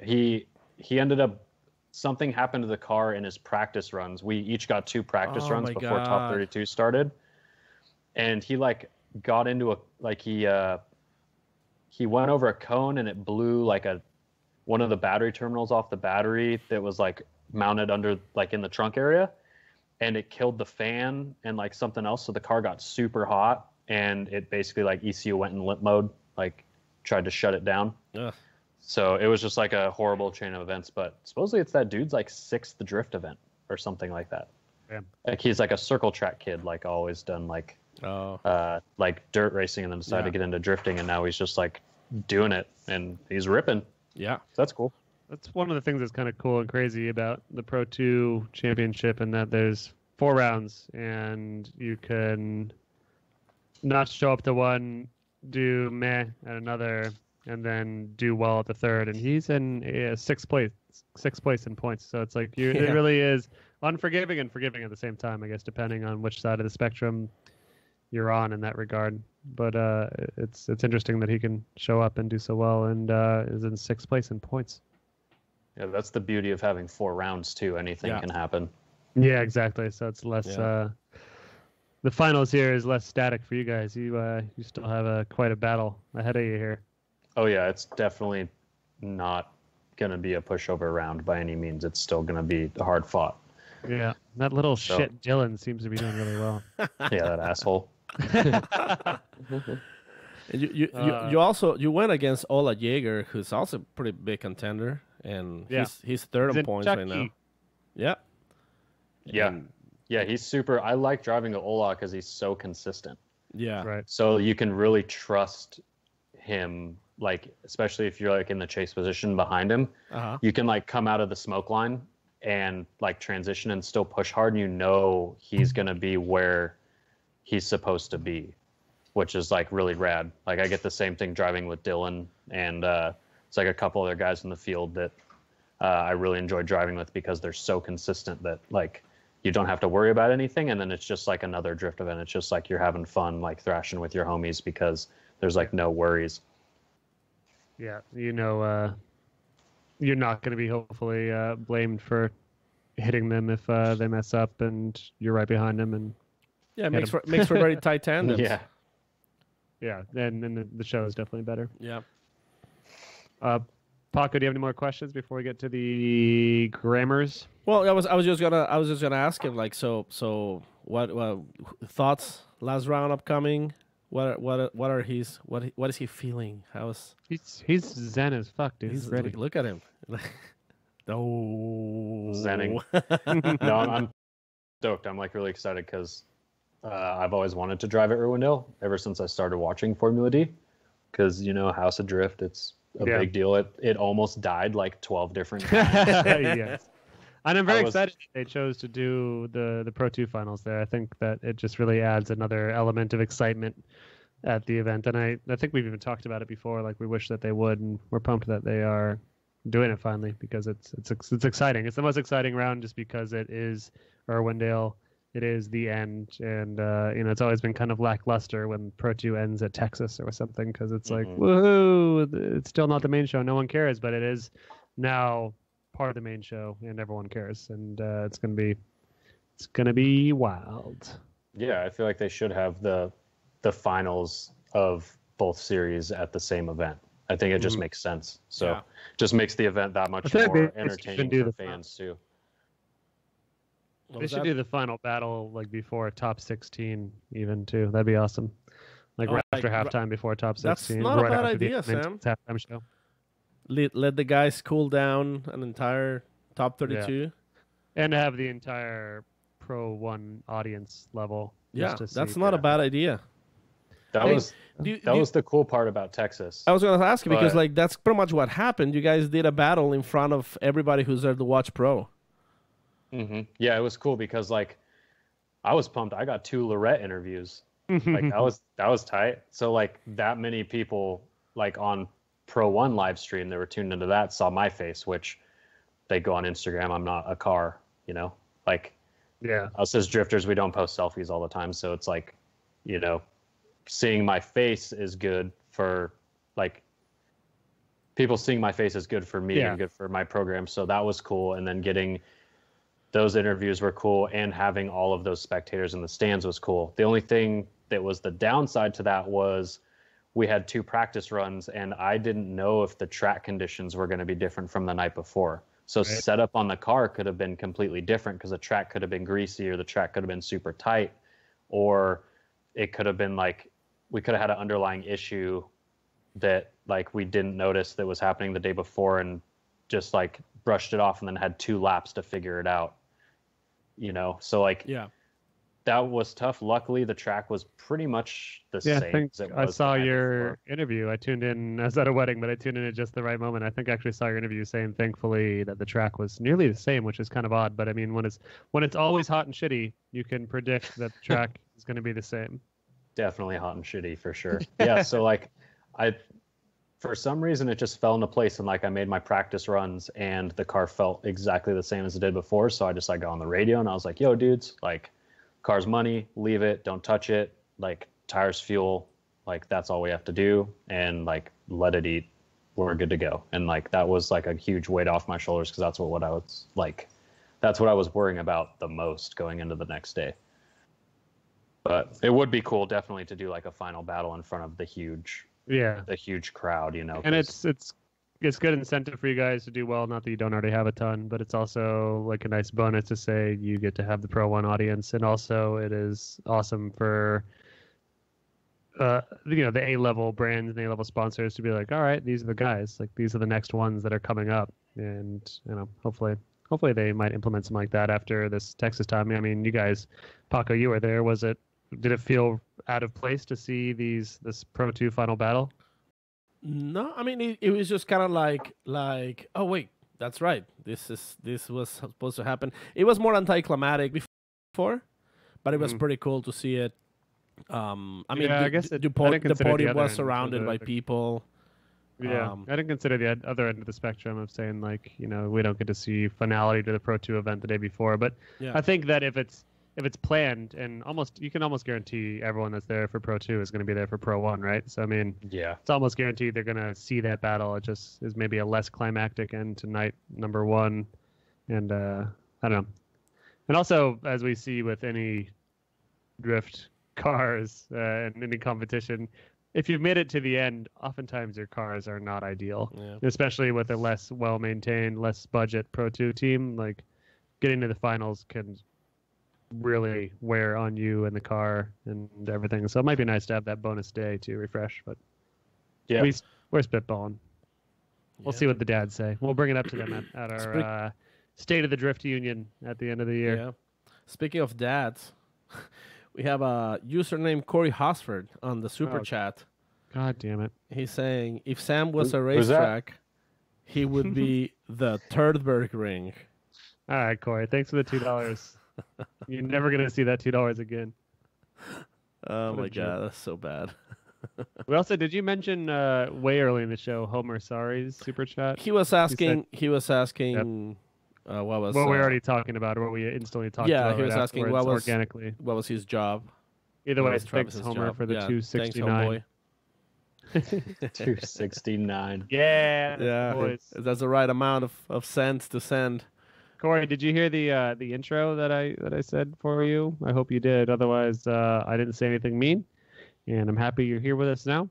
And I'm so bummed that you're not here. Otherwise, let's just get. I to am. I'm questions. gonna have to give him shit at Irwindale because he Please do. didn't come hang out. Just like he did for the entirety of the Pro 2 season. Ouch. Sorry, Corey. I hear you guys say mean shit about me when I'm not here sometimes. Don't you act like you don't. That's the only reason why I try not to miss every single show because I don't want you people don't want talking us to talk shit. shit on you. The one time that you weren't here and it was a Corey and I show, man, it got deep. Oof. They didn't even know there was a guest on because you guys Yeah. just talked the whole time. Shit the whole time. Yeah, we didn't even, before we get into the first question here, one of the questions I had for you before we get deep in theirs is what do you do as a day job? Do you still work for Nameless? Yeah. So I'm a production welder at Nameless. So I TIG weld stainless, build all the exhaust systems for our catalog for Subarus. Awesome. Were you there when Forsberg and I went through doing the Garage Tours show for Valvoline? That was probably 3 years ago. No. I'm almost 2.5 years in there. Yeah, we went So- through and shot the garage, I think kind of guided by Turk. And I saw that whole production line of all the, at the time, probably like 2016 WRX exhausts being made and all the racks and all the jigs and all that. That's your thing? Yep, that's my area. Damn Yeah, it. so you were there like a few months before I started. Okay. Yeah. Cool, man. So yeah, it's cool. It's fun. I just throw my welding hood down and glue metal together with electricity and listen to music, and then as soon as the hood lifts up at the end of the day, I work on cars. So And how many exhausts do you pump out a day? And is it just exhausts, or you weld on other stuff? it's just exhaust, but it's there's a lot of different components. So it's like some cars get a full, like from the turbo back, so we build like down pipes, Right. like mid pipes, S bends, and then like the Y sections at the back to like a cat back or axle backs. And then some cars are just axle backs, but there's so many different vehicles that everything's so different. Like everything from, we build exhaust, everything from like a BRZ to like a Crosstrek. Right. So like even like goofy Subaru cars, we build exhaust for them. Cross tracks are almost cool. Like I would maybe rock one. Yeah, well, I was just talking about that the other day with my girlfriend. I was like, because she likes to go to the mountain, go snowboarding and things like that, and she's had plenty of Subarus. And I was like, do you like Bajas? Because those are like different, but kind of cool. And she's like, and then she goes, I kind of like Crosstreks. And I'm like, well, after I saw one at the shop when they were R&D'ing it, you probably shouldn't get one. yeah. I'm not a fan, but What aren't you? I think they just look weird. And yeah. I mean, the They're Baja looks super weird. no, but it's like a cool weird. It's like it is like a Verosa weird. Yeah. You know? Yeah. It's My dad I kind has. of dig it. I think my dad has. Is it an 05 or an 06? I don't recall exactly what year, but he got his 04 STI, and then soon realized, of course, that is hard to have as your only car. So then he needed a new work truck, and he somehow convinced his work to let him buy a Baja XT. And and then So soon good. after did the not STI motor swap, but he got a new turbo and a new intercooler for his STI. So then he took the STI turbo and the STI intercooler on the Baja, had it dyno tuned, and that thing felt faster than the STI. I know it wasn't, but it just felt ridiculous because of the height of it and I don't know, just How the it's gearing of not the transmission. supposed to go fast. Yeah, and he still has it. I think it's got like 300,000 miles on it, and all of them have been abusive. And the thing's a ripper. It's a goofy, weird, ugly car, but and it's actually murdered out now. He had red paint, and he got in a car accident, and then I think he more or less rattle canned it. He's kind of a ridiculous car for a 65-year-old dude, but he's down. I dig when those do like the rally look where they lift them and then do like a tubular bumper with like some peel lights and then like a basket up top. I think they look sick. Like I dig them. like an actual Baja. Yeah. I think Baja, that's Baja. stage 3 for it. And if he ever tries to get rid of it, I'll take it off his hands for cheap. So it can't be worth much these days. And I would do that. Yeah, just lift it up and not gamble. out, but off-road it. Yeah, gambler it. Yeah, we should go to gamble the Baja.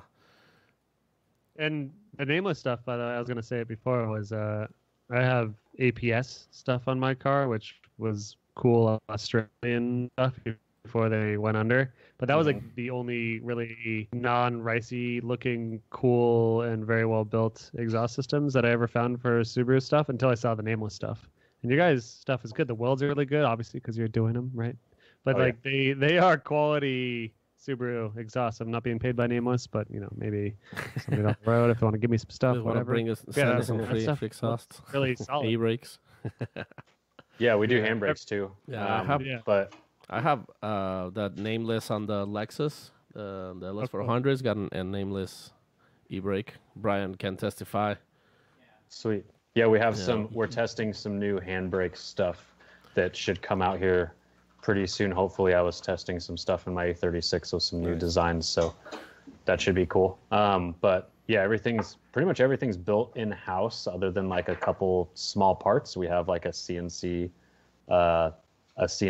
tube bender, so we like bend all of our parts in house and form everything in house, and then it's obviously all welded in house. So it's kind of cool seeing everything go from like just bare material to a finished product at the end of the day, which is kind of rad. That you don't get that in the made in USA stuff is rare nowadays. So Definitely. Yep. Yeah, and it's good to see a place that's in the USA, in the heartland of Portland, near Portland, doing just really high quality fabrication and kind of, I think, doing well in the market of the Subarus and otherwise. And I was just thinking back in my head, it's not really in Portland. Do you have a bit of a commute when you go down there every day? So I live in Vancouver, which is like, it's 5 to 10 minutes from the bridge that goes into Portland. We're separated by the Columbia River between Washington and Oregon.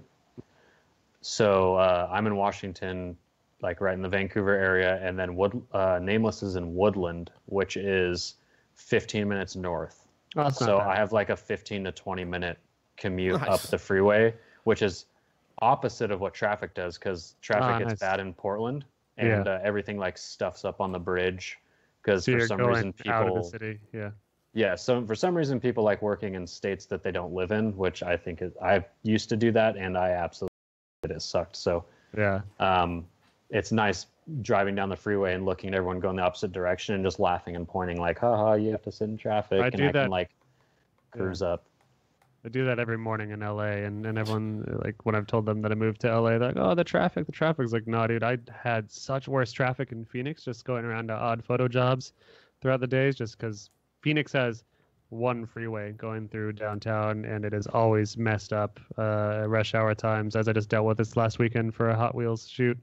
But LA, I'm doing the same deal, like from my house by the beach to race service, it is the opposite of what everyone has to do. So I pretty much never slow down or stop on the way to work or on the way back from work, and it is worth every penny. It is the best.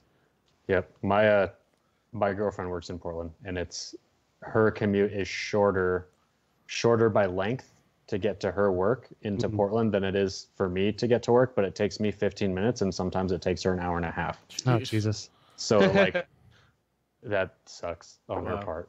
She was just looking at me through the kitchen. She heard us talking about Bragging it. about your commute. Yeah. She was flipping me off, going like, I have to work in Portland, you suck. You don't want to get into domestic over that. Yeah. You boys ready for some questions? That means maybe I shouldn't move to Portland when the time comes. That was my dream. I always wanted to live up there before this whole life took hold of me because it's my favorite city and favorite climate and favorite all that. But The Pacific Northwest is the best. I don't think I'll ever leave. yeah, Honestly. yeah. But now that everyone knows it's cool, it's less cool, right? Because there's all those people causing traffic, and it's not like they can build more freeways in Portland. You know, it's kind of gonna be Right. like that and get worse. It's more of it's like almost to LA as far as like rent, like Yeah, it's The not cheap housing anymore market? either. Yeah, super it's like- expensive. you end up spending like $1,600 to rent like 1,000 square foot like baby house on like never- no property. super Yeah, it cheap. sucks. It's super cheap for what I do. Well, yeah, that's cheap compared to you guys, but Yeah. when like 6 years ago, it was like you could spend like $800 to rent like a 3-bedroom, like single level house on like an acre. Like Yeah. it just like grew exponentially, and like the housing market is like insane right now. People Yeah. are selling their houses for like 400% of what they paid for them like less than 10 years ago. Like it's just it's ready to crash, but it's like it's going nuts. I blew it when I didn't buy a house when I was super poor. Just kidding. I mean, I couldn't have really done it, but whatever. All right. And All right. geez, question. So what led into my asking about your career or your job, because I forgot to ask that previously, was so here's the first question on there. What's the best route to become a successful fabricator? Did you go to school for welding and fabrication, or are you self-taught? I am self-taught with the help of other nameless welders. I have friends that went to school for fabrication, and yeah, they have like some certificates, but at like fabrication, I guess like weld school, you kind of have to learn just like a little bit of each type of welding, which doesn't necessarily benefit you because you need to figure out like your path, because fabrication is so broad. Figure out your path and then expand on that, and just like do it as much as you can and self-teach yourself, because that's like always going to be the best route from what I see. I started Nameless with 0 weld experience other than like playing with a MIG welder occasionally and like gluing some stuff together with this little like metal gun, you know? And I was like up to speed. I practiced at Nameless on scrap material every day after work for an hour for like 2 months. And that was enough to get me to where they were comfortable with me being in production, welding out their axle backs. And that was with 0 TIG welding experience. Yeah. So I just like kept at it and kept practicing as much as I could. And from then on out, it was just like, you're just learning and growing. It's I'd rather be self-taught than have to go to school and listen to someone else try to tell you how to weld, when Definitely. it's so much different. It's like an art. Everyone does it differently. So And did they go on a limb with you? Were you just a shop hand / intern? Like, were you unpaid at first, or just low paid doing cleanup and then welding pieces of metal together, scrap metal together, just to learn? Or how did that begin? so before Nameless, I worked at a dealership. I was like wrenching on cars, and I realized that was stupid and dealerships are dumb. So Agreed. I actually got a job at Nameless through Cameron Moore, because I have known Cameron Moore for a long time. He lives like 20 minutes away from me. Same with Chelsea. Chelsea's like 15 minutes down the street also. Are you one of the kids that shows up in his lawn that he's complaining about? Dude, I saw that the other day, and I was talking to... Is he joking? I couldn't tell. I couldn't tell either. We were hanging out with... I was with Reese. You know Reese Marin. He's an instructor at Club Loose, but he also helps Chelsea with like drift school. Yeah. And we were at Spirit Peaks at a drift event. I was like driving the M3, and we like looked at that post, and we were like busting up laughing because we didn't know if he was like serious or not, and if it was an actual issue. I don't know if Reese actually texted him or not, but I'm gonna have to text Reese and see if that was actually a thing, because that'd be crazy. But anyways. I mean, yeah, I would so, go over like, there just to see girl Chelsea's R32. I got it bad for R32s and work wheels, and it's got both of them. and it's an Impul car. It's like a rare model. Really? Don't Yeah, tell it's an me that. Impul. Yeah, Damn it. from what I understand, it's an Impul. It's like a cool, like fancy one. Sick. Yeah, they got all sorts of cool cars over there. I always get Instagram or So you- see their Instagram stories of them like bought another one. And I'm I thought like, you were gonna say like I'm always in their front yard looking at their cars. yeah, I just cruise by on the way home, and I just check out, see what they have, Honk honk. see what's new. Yeah. Yeah, honk, like walk up, knock on the door. Come But, on in, grab some ding dong ditcho, some dude. PP. Yeah. We have a question from Super Chat, James Goldman. He's asking, after driving the M3 death cart at Takeover NW, would you want a death cart in FD if you could? Which, by the way, I You have to have body panels, love don't you? that thing, but that M3 was mint when you guys hacked it. Why you did that? But I mean, it turned out pretty cool. But that thing was so much fun, but it was like an ignorant kind of fun. Like It's a good way to describe it. I like that.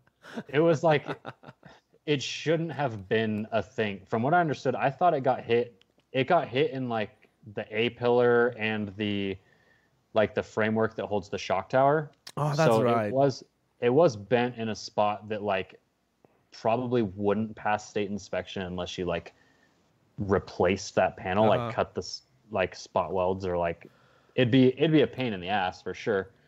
So they just like hacked the whole thing off, and Brandon, one of the Marcus brothers that run Takeover Northwest, he was like, yo, you should just go drive that thing, it'd be a blast. I'm like, all right, well, it looks sketchy, sure, that sounds fun. Like, no windows, no nothing, doesn't even have a handbrake. They failed to tell me that there was a switch for the fan. I ran an entire lap at Oregon Raceway Park, which is like a 2.6 mile road course. And I ran an entire lap without the fan on the first lap. But it's a death cart, right? Like, who needs fans? The whole engine is vented. Yeah, but it was like a pusher fan, and it was like a ghetto core support, like bolted together. It couldn't have flowed well, even though there was nothing on it. But the thing pretty much just sat on a limiter the whole time, because they told me if you try to shift to third, that the clutch will slip no matter what, so don't even shift. So I was like, okay, perfect. So I just sat in second gear, and it has no handbrake, so you have to like throw the weight super hard, and it has like crappy E36 like progressive steering rack nonsense. So like the wheel always gets stuck in the center. It doesn't self-steer right, so you have to school bus it. You have to like run it around. Like you have to hold it. Like it's gonna run back to center if you don't keep holding it, which is kind of counterintuitive to how we all learn to drift, is letting go of the wheel. Yeah, you have to like put the steering wheel where it needs to go instead of letting the car like transition correctly. But yeah, it was a total riot. Like, it was really funny, like driving something with 4 people in it with no windows, windshield, or anything, and I'm just like driving it so recklessly that it shouldn't be legal. And yeah, I don't know, death carts are fun, but I feel like they're not.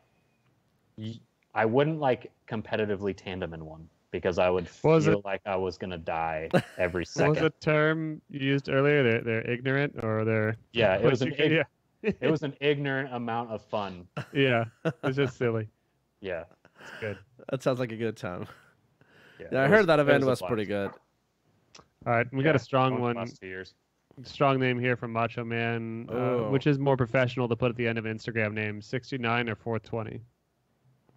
Ooh, what if you do like 69 and then the like capital X, lowercase x, and then your name, and then another lowercase x, capital X, and then 420 at the end. You could just combine. You know, that was the correct answer. You win. That is the most professional way to look on Instagram. Yeah. So you gotta have both, Macho you know? Man. Yeah, Macho Man, if you're able to easily change your name, our good buddy Travi just hooked you up. he knows the secrets to professionalism. 69XX Macho Man XX. Yeah. Randy Sanchez XX69. It's always fun for me to see when people ask questions that we've already asked on the show. That means we've been doing a good job, right? Answering the things the kids want. Yeah, but let's see. Username. Oh wait, no, I lost it.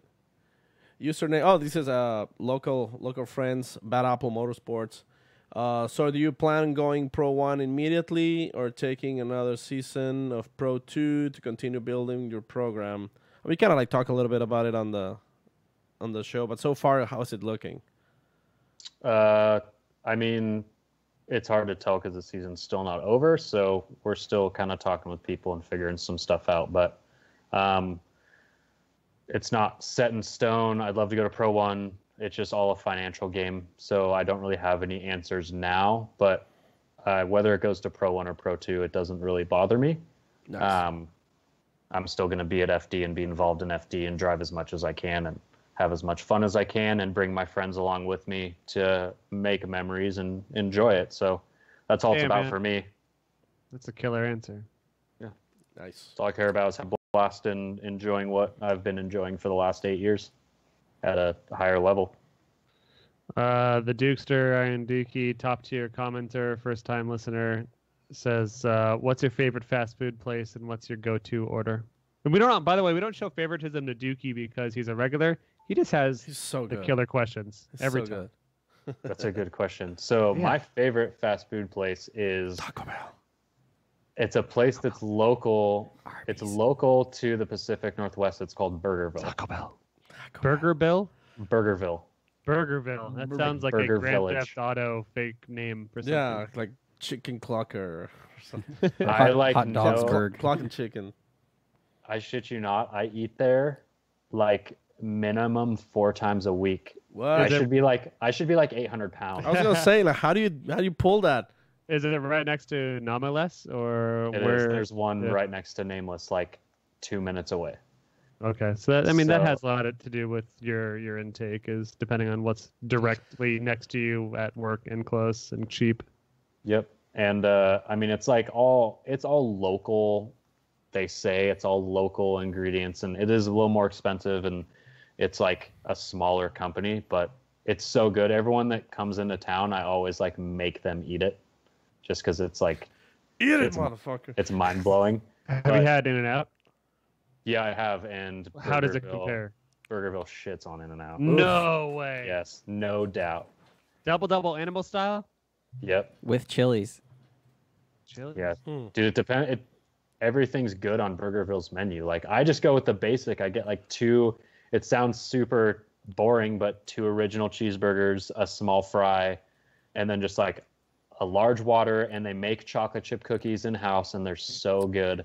So that's the same order every time, but even their like bigger burgers and everything else is like so delicious. Are Is you it a the chain or is it just exclusive to Woodland Woodward No, Woodfield? It's a chain. It's a Pacific Northwest thing. So it's like Washington, Oregon, and I think there's one in Idaho, but it's the top left corner. Are you- of the United Right. States. are you the Most mayor? important- Wait. Are you the mayor of Burgerville? Burger I Bill. should be. They should sponsor me. Yeah, after It's this like, hey, conversation, Yeah. we should sponsor. as I mean, much I'm- money. We joke about it all the time, like because I'll come to work and like coworkers will be like, "Oh, another Burgerville run, huh?" I'm like, "Yep." Like, and then my girlfriend, we always, whenever we get Burgerville, she's like, "Are you sure you haven't had it 3 times today already? Like, should we be eating this?" But yeah, they should definitely be paying me. I should be getting free food. All right, real Burger question. Bill, pay him. Say that it shits in In-N-Out. Have you ever had White Castle? No, I have not had All White Castle. right. Well, don't you fucking decide that Burgerville is a thing until you've had White Castle. And to be fair, White Castle doesn't trump In-N-Out. It's just a little bit different. It's just another situation, another experience that you need to have in your burger life. Okay. But yeah, if you don't get Burgerville as your Pro 1 door sticker sponsor, I'll be very disappointed after the the sales you just got. Dude, that would be sick. Give him the They- whole hood. Have them cater. Oh man, it is surprising we don't have more of like a food presence. And man, we've talked about it for years now on the show. Like it would be so small in their advertising income if like I don't want to say Burgerville because it seems like they're a relatively small chain, but like if White Castle or In-N-Out or someone just spends $300,000 on someone's program for a year, it's so minuscule. And Yeah. and it would mean so much. And you just have In-N-Out burgers or White Castle. All I want is White Castle at FD. Just have White Castle at FD. If you're the White Castle car, I would never leave your pit. That would be I would have sick. tiny And sliders. you know that would just like 300 grand would just be like a like accounting error, Yeah, it means like in their nothing. budget, you know.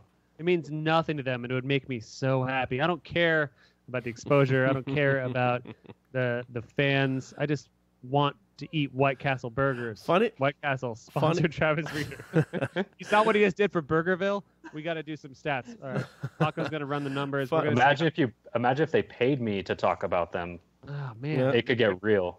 Yeah, Burgerville won't even give you a free cookie on Wednesday, but you just brought them so much business. Right? Funny thing is, like, I never been to a White Castle, but I had White Castles, like, you know, like the ones you buy frozen and Freezer ones? microwave. Yeah. Sometimes better than the actual Well, White Castle. that's where I was going because I It think was the most disappointing. Bad. That's Yeah. bad. Because I never, growing up in Arizona, we don't have White Castle yet. I heard you might be getting one in 2019, which means I might be moving back to Arizona. But I had the freezer ones growing up, and they were so bad good that Well, I was just all that's- about them. And then I had them on the East Coast for the first time, I think for an FD event a few years ago, and it was really good. But I can't say that it was better than the freezer ones, which is strange because frozen bread, by definition, shouldn't be good. Yeah. What's funny is, like, I think I was riding with you last time we were up there in Seattle, and we were like, should we stop by White Castle? Because I only had the frozen ones, and you're like, oh, they're pretty much the same. I thought I was gonna be like, you know, like the frozen ones were like a novelty, and the ones that from the restaurant were the good ones, and like, no, they're the same. Like, oh, okay, then we can just go I somewhere think the else. restaurant just pops open a bunch of the frozen 6-packs and just dumps them on the grill. They buy them Would at be surprised. Costco. Speaking of, I really want some fucking White Castle right now. Let's see. What are some more questions? A couple more, then we're out. I have What you got? one from Nate Spinks. Okay. At what point did you wake up and say, let's spend all my money to bash walls and smoke tires? Love watching you this season. That was pretty much as soon as I drove my 240 for the first Right time. away. Like drifted it. It was game over from there. As soon as I spun a tire in my 240, I was like, wow, this is not a stupid truck. Drifting. Yeah. Drifting. But I bet you're- Not even. I'm very happy you had the truck experience, though, because you cut your teeth on that and you learn on a difficult to drift underpowered vehicle. And granted, your S13 was underpowered, but I doubt it was difficult to drift. Like I bet you won't take back those days learning on the truck, right? Oh, no, they were great. Like, driving an underpowered car is extremely important for a driver's progression. It shapes a driver. You need, in my eyes, every single driver, if they want to pursue drifting, has to drive a car with 150 horsepower on a dry track for like a minimum of a year. And if they can't link the track using like momentum and like carrying speed with the car, then they shouldn't build horsepower. Yeah. That's They funny should because learn basic car control. that's literally the exact course that I took on my path. I had the KA and an S14 for a year. And then I got to the point where I pretty much never lifted. And like, unless you're screaming at your car with the throttle down the whole time, like, come on, motherfucker, like, let's do this. Like, I don't think you should have more power yet. Like, you shouldn't go straight to an LS or a 2J or even a 1J or whatever. Like, you got to have that NA experience. And granted, I'm not like a testament to it because I'm not a professional driver. I just had some fun at a racetrack for a few years. But it's like, it seems so important to have that moment where you get better than your car. Like, I don't think exactly. especially if you're competing, there should rarely be moments where your car is better than you. Like, you should be the master of your car, I think, at all points. So I think you'd rather be the master of your car in competition that is underpowered than barely able to handle something that's overpowered or overbuilt. I don't know. That's my uneducated opinion. Well, like, you can't. No, you're right. Like, you can't let a car drive you. You have to be 100% in control and be able to manipulate that car to make it do what you want it to do. And until, like, if you can't do that, then you shouldn't develop a car more. Right. You should, it, like, in my eyes, it's the most important thing when you're learning how to drift. If you ever want to pursue it, like, having that skill set of driving an underpowered car is 110% the most important thing that you can start with. You've got my such eyes. definitely. I mean, you've got such a cool insight and background. You kind of are that like Fujiwara hero. Like, you start out like underpowered You are currently still a welder, paying for drifting by welding, driving the S chassis, and Gramps and you built the car in the garage, and you're winning the Pro homies. 2. And your homie, and the homies, of course. Can't forget about the homies. And you're winning Pro 2 right now. It's such a cool story, and like we're praising you in the beginning, like you're definitely ready for Pro 1 skill level wise from what we can see. Just obviously the money has to follow. So hopefully I appreciate that. Burgerville, step the fuck up. This Right. guy stepped out for you, and you owe it to him. This How guy's- much money have you spent at this guy's a Burgerville real in hot dog. 2018 so far? Dude, I don't know. I've probably spent thousands of dollars at Just Burgerville give this him year. his money back, and he'll Right. put the door sticker on. You don't I'm too need that I'm money. too lazy to meal prep. Like, I need you Yeah. guys to give me my money back. Potko, any banger questions? One more to- It mostly is stuff that we already talked about. Let me see. Real I got one. quick. Brian. I was Yeah, just Brent, curious hit it. about your take on when you started Pro 2, the tire rule. Like everybody's on the same size tire, right? I think it's same size tire, even same brand. How do you feel about that tire rule? And did you start in Pro 2 before that rule took place, or was it already installed? That rule was installed already when I jumped into Pro 2. So yeah, everyone has to run a 255/35 rear tire, whether it be a 17 or an 18-inch wheel, and we have Jackson and Achilles to choose from. They kind of like drafted, I guess, drivers, but I dig it because it keeps, like, we have a weight class that goes along with the tire size, so we have to be 2,900 pounds minimum with us in the car, and then run a 255/35 tire. So I dig it because the cars have to be pretty close, and it makes the competition close versus having like a Halbrun situation where he comes in with that E46 Just on like dominated. a 295/40 and just like basically like pushes everybody's face in the dirt, you know, like go away, like I'm here, I'm It was like a running you Daigo over. situation for Pro 1 as in the Pro 2 equivalent when that occurred. Like his car just seemed so much more well-prepped, overpowered than everyone. Yep, exactly. And like with a 255/35, my girlfriend just gave me a refill. So Hey, Hey. girlfriend, cheers. Salud. What's her name? shout out Christy. Christy, shout out Nicole to on Christy. Instagram. No. Dude, isn't one of a bunch of random drift kids following her now? God damn it. Right, she's hilarious. I love her. Well, she must have to be to put up with living with a competing Pro 2 drifter. drifter. You got to have a sense of humor at this point, Yeah, right? she spots for me actually. Really? Nice. Yeah, she's my spotter. Oh, She's at the probably event. see the so- Tower at some point then. That's awesome. Oh, that's Yeah. right. Saw up the spotters booth, but I don't think we met before. I was like, good stuff. Because there's when the battle had to be canceled, it was who was that? I think I can't remember who. I think it was Pat. He came and talked to You goody? both Denton's spotter and she. Probably talking shit if I know Pat. Yeah, and he was like, "Hey guys, we're probably gonna have to do it tomorrow." And she was like, "Oh, okay." like you could tell, like she was like sad. I was like, "Oh," but Yeah. We were getting mixed signals. Like I already had tires scrubbed. Like I was on start line, like waiting at the tree, already went through the burnout box, and Denton was waiting, and we were sitting there, and it started raining, and I'm from the Pacific Northwest, so like I'll drive in the rain. Like I don't care. Yeah, you're ready, man. I've drifted like probably still to this day at more than 50% of my drifting career in the rain, so I'm like good to go. Even though the car would be horribly set up for it at that point, but I Yeah, make but it you're work. like Art and Senna over here. You're just like ready. You're good in the rain, right? Yeah, and like I'm in the zone, like I'm ready to like compete. I'm ready to throw down, and I'm like looking out of the corner of my eye, and there's like lightning strikes and shit, and it's just like lighting the inside of my car up, and I'm like, I don't care. I'm in a car. It has tires on it. I'm grounded. I Yeah. can't get struck. Like, But Let's none of go. the audience is, so yeah, exactly. So you have to think about that. And yeah, they shut it down. So we were like, damn it. Like now I got to get back in this groove tomorrow. So yeah, sucked. real quick, we had one more question.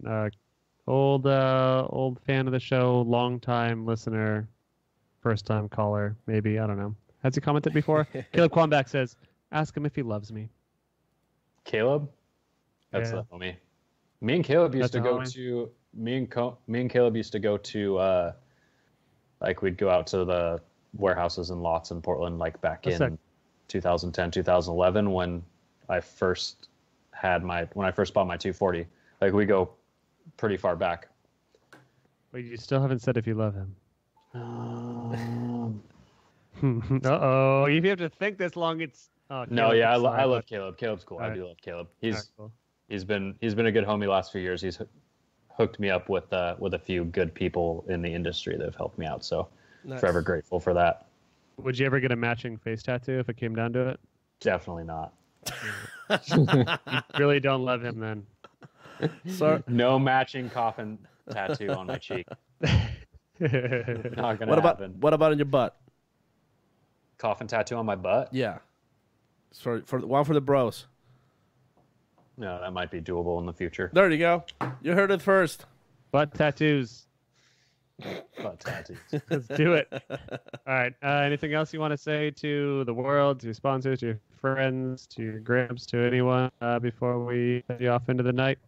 Yeah, I mean, I'd be stoked to thank the family, Grandma and Grandpa, my parents, everyone else who's supportive, my friends, my girlfriend Christy, Logan, Chuck, all those dudes that work on my car and help me thrash on it and deal with my shit. And then obviously sponsors, Achilles Tire, Koenig Wheels, Fortunato, BN Sports, Winmax Brake Pads, AEM, cool guys, Unicorn Garage, Biddies. He's the man. I forgot to ask Biddy's obviously bro to Turk team and one of my drift. I don't want to say buddies because he's such a personal guy that I don't know if there's many people that can claim themselves to be good buddies with Biddy's, but Biddy's is a really awesome dude, and that's awesome. He's helped on your car and Yeah. helped your program. Yeah, he's the best. Him and Ashley are cool. They're super awesome. They helped me a lot. So Awesome. and Cyrus, his pup. Oh yeah, That's a Cyrus good is dog. the best. He's the goodest boy. He's the goodest He's the- boy for sure. He's the best boy. But yeah, so thanks for everyone that's Also, helped, that list helped me was out. that list is more prepared than most Pro One guys. I think you're ready. Most Pro One guys, when we ask them who they want to thank, they're like, "Fuck, who are my sponsors?" And like, Well, they get nervous. I actually thought about like going in because I have a note, like I have notes in my phone I saw that has like your a eyes list. wander. Yeah, And I was you were- like, do I do it? And I'm like, I'm just gonna list everyone I forgot right now. Race Tech Services, Oh, man. Rick's Good. the man, Mastermind North America, Thompson Motorsports, Racers Division, all those dudes. They are the backbone of the program. I couldn't do it. Couldn't do it without anyone who's in it right now. It's super great. your preparation level has me truly convinced you're ready for Pro One because you have a sponsor list ready to go, and that is something that, like I said, most Pro One drivers don't have. So I'm excited for what you've done this season. I'm excited to see your future in the sport, and it's been awesome talking to you, man. Yeah, man. Good to talk to you guys. I've been hoping this day would come. A long time coming. my friend. It's been due, man. It's been due for a while, but glad we finally got the chance to get you on, and we'll be seeing you pretty soon. Hopefully in a big podium, bro. Yeah, Irwindale. It's gonna be a good time. Woo!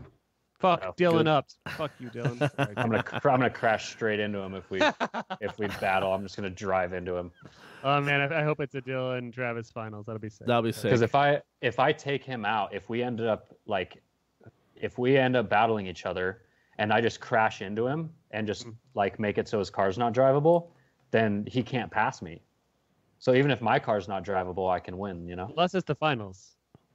Unless it's a finals, then I won't crash into him. But if it's like top 16, I might But- just like slip a wheel. Oops. Hold on, this is actually interesting to talk about before we go. If it's the finals, and let's say that you guys both qualified about the same, and you First and second, total- like intentionally total his car, do you still win?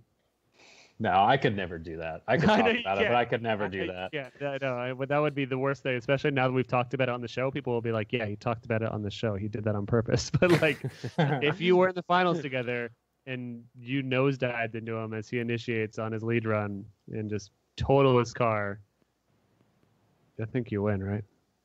I mean, Not technically, because I, I've technically I said it. would. Because I've said it, you can't do it. I'm sorry if that was your plan. No, I won't. I couldn't do that. But like, we've talked about it multiple times to where like when we want to battle each other, it's kind of like a checkers or wreckers attitude because we're gonna go try and push like 110%, and like sometimes people could leave on a trailer. You know, you never know because we just want to like go jam and push, and like no one can be mad at someone else for like, you know, it's drifting. Like It's like seeing crashing, it's like seeing whatever. Forsberg versus Turk. Yeah, I was gonna say Forsberg Yeah. versus Turk. They always talk about that story where they yard sailed each other at Irwindale. We could be seeing the second coming of that, but hopefully not. You guys are both very skilled drivers of the next generation. I'm excited to see what comes in just a few short weeks at Irwindale. Thanks for being on the show, man. We'll talk Hey, to you man, soon. thanks for having me. Later, guys. Have a good Thanks. night, brother. See ya. Now hang up so we can talk shit. Yes. How do I hang up? Oh my God. Come on, man. We're You got gonna- the whole are we story gonna out. have to ask Yeah, I can't see Brian the to screen. give you the axe? Okay, I'm out. Axe Later, him. guys. Have a good one, bro. There you go. Are we gonna talk shit or? Anytime that no, anytime we don't do that anymore. Anytime that I wasn't looking at the screen, he sounds a lot like Matt Powers. You think?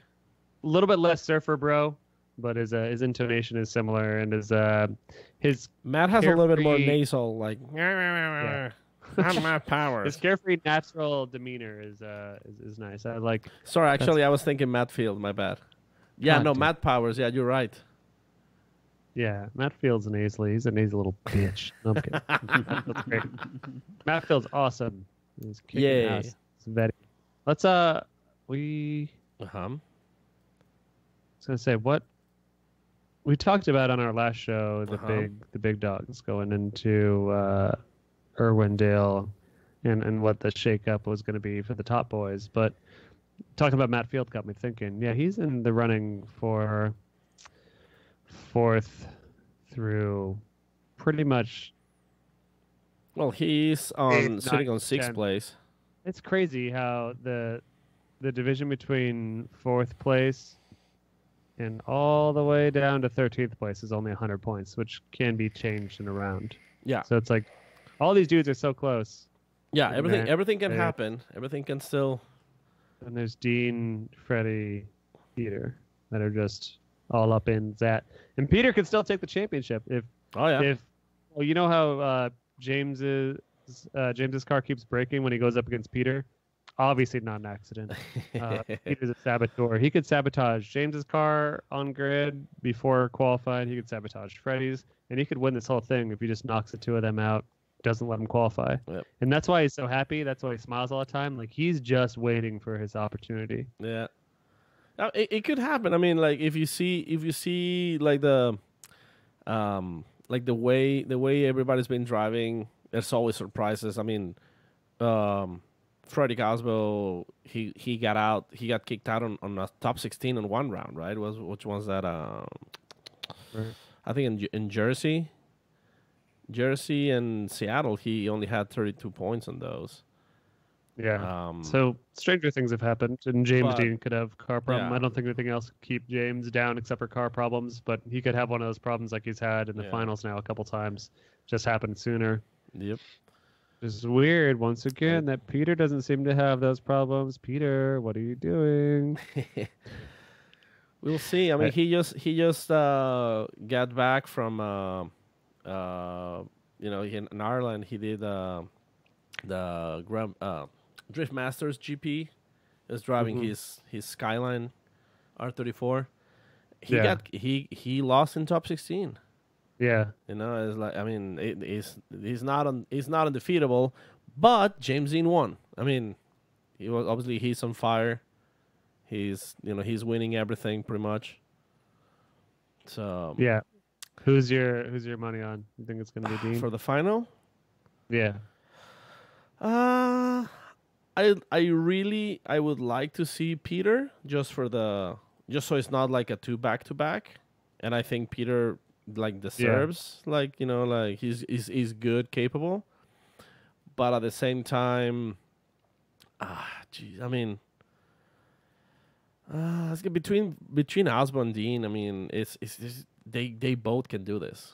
They both can take each other. It's so tough. I don't know. I'm gonna go with Jun Meng. June gets the win. June championship. Osbo has 2 championships. One. Yeah, it's One got champion. Isn't the Rookie of the Year a close chase too? Rookie of Yeah, the who's Year. Rookie of the We Year have right Matt now? Van Kirk and Dirk Stratton. They're only apart by like 20 points. Yeah, 396 and 396 down from the lead and 411 down from the lead. Those aren't the actual points, but 160 points and 145 points. There's a 15-point difference. Yeah. So, I mean, Dirk Stratton, Matt Van Kirk, it depends. I mean, they both can, switch at some point. Who knows?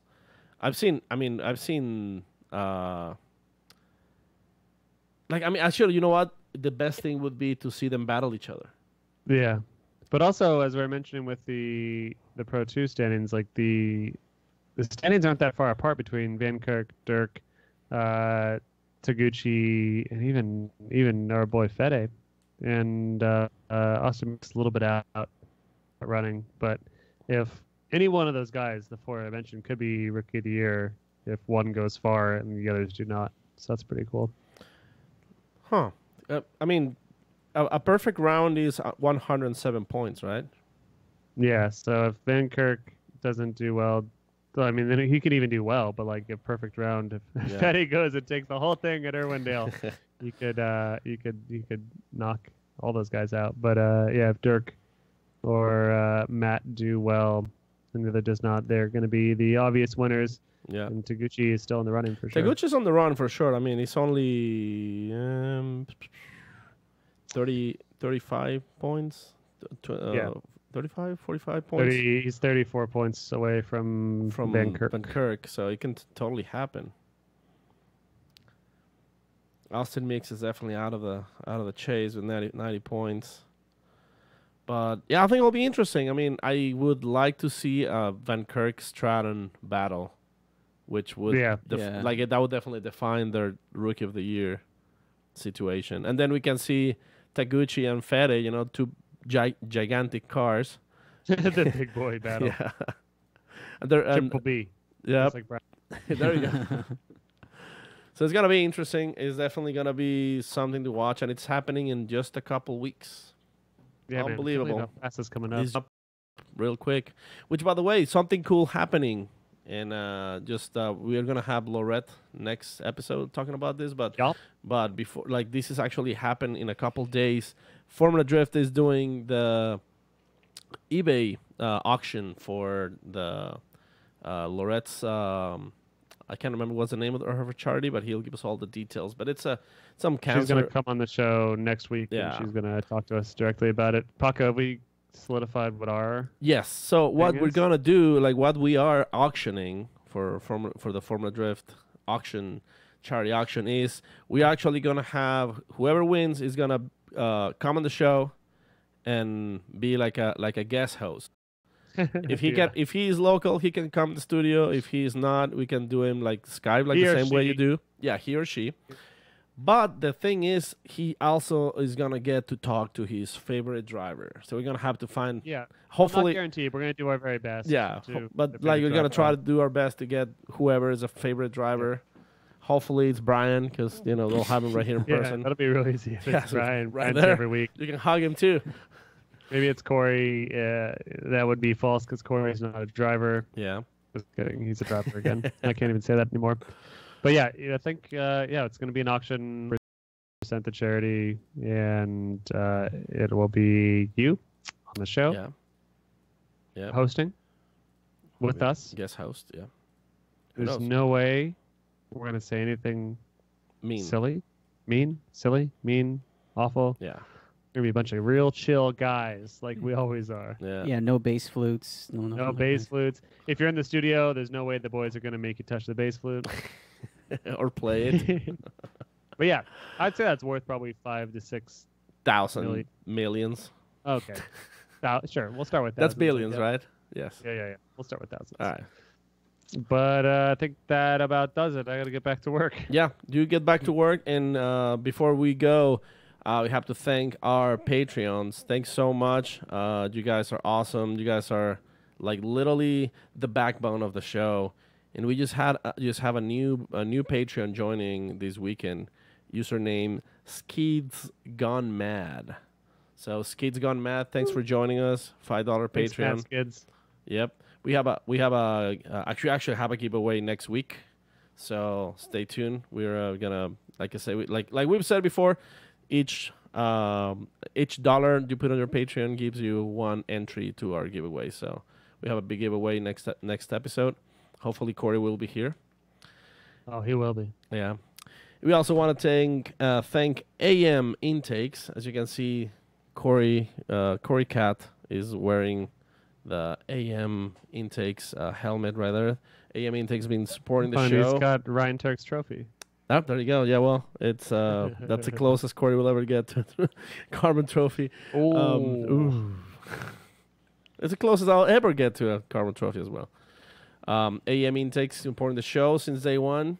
Almost day one. No, actually not day one, but like very, very like since some of the beginnings of the show. And I drank out of that trophy, and I don't think we washed it out first. I might have carbon shaving to my lungs.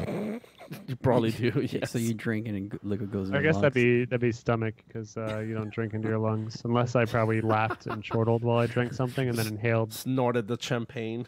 Yeah, which I usually do at the end of every round because I like to think that we win in our own way. Oh, yeah. So I usually do some Ripper Magoos of champagne.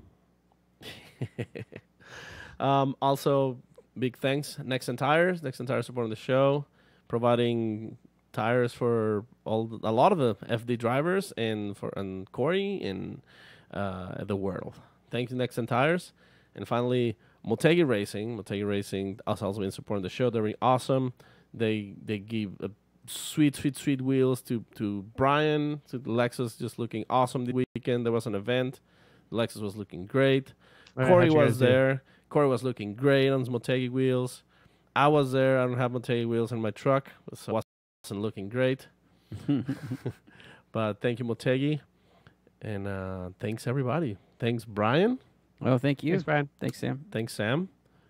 Thanks, Paco. Yeah, thank you. And we're not going to give thanks to thanks Corey. to Corey. Nuh-uh. Totally the opposite. Not thanks to Corey. Not negative thanks to Corey. Negative thanks, exactly. He owes us thanks.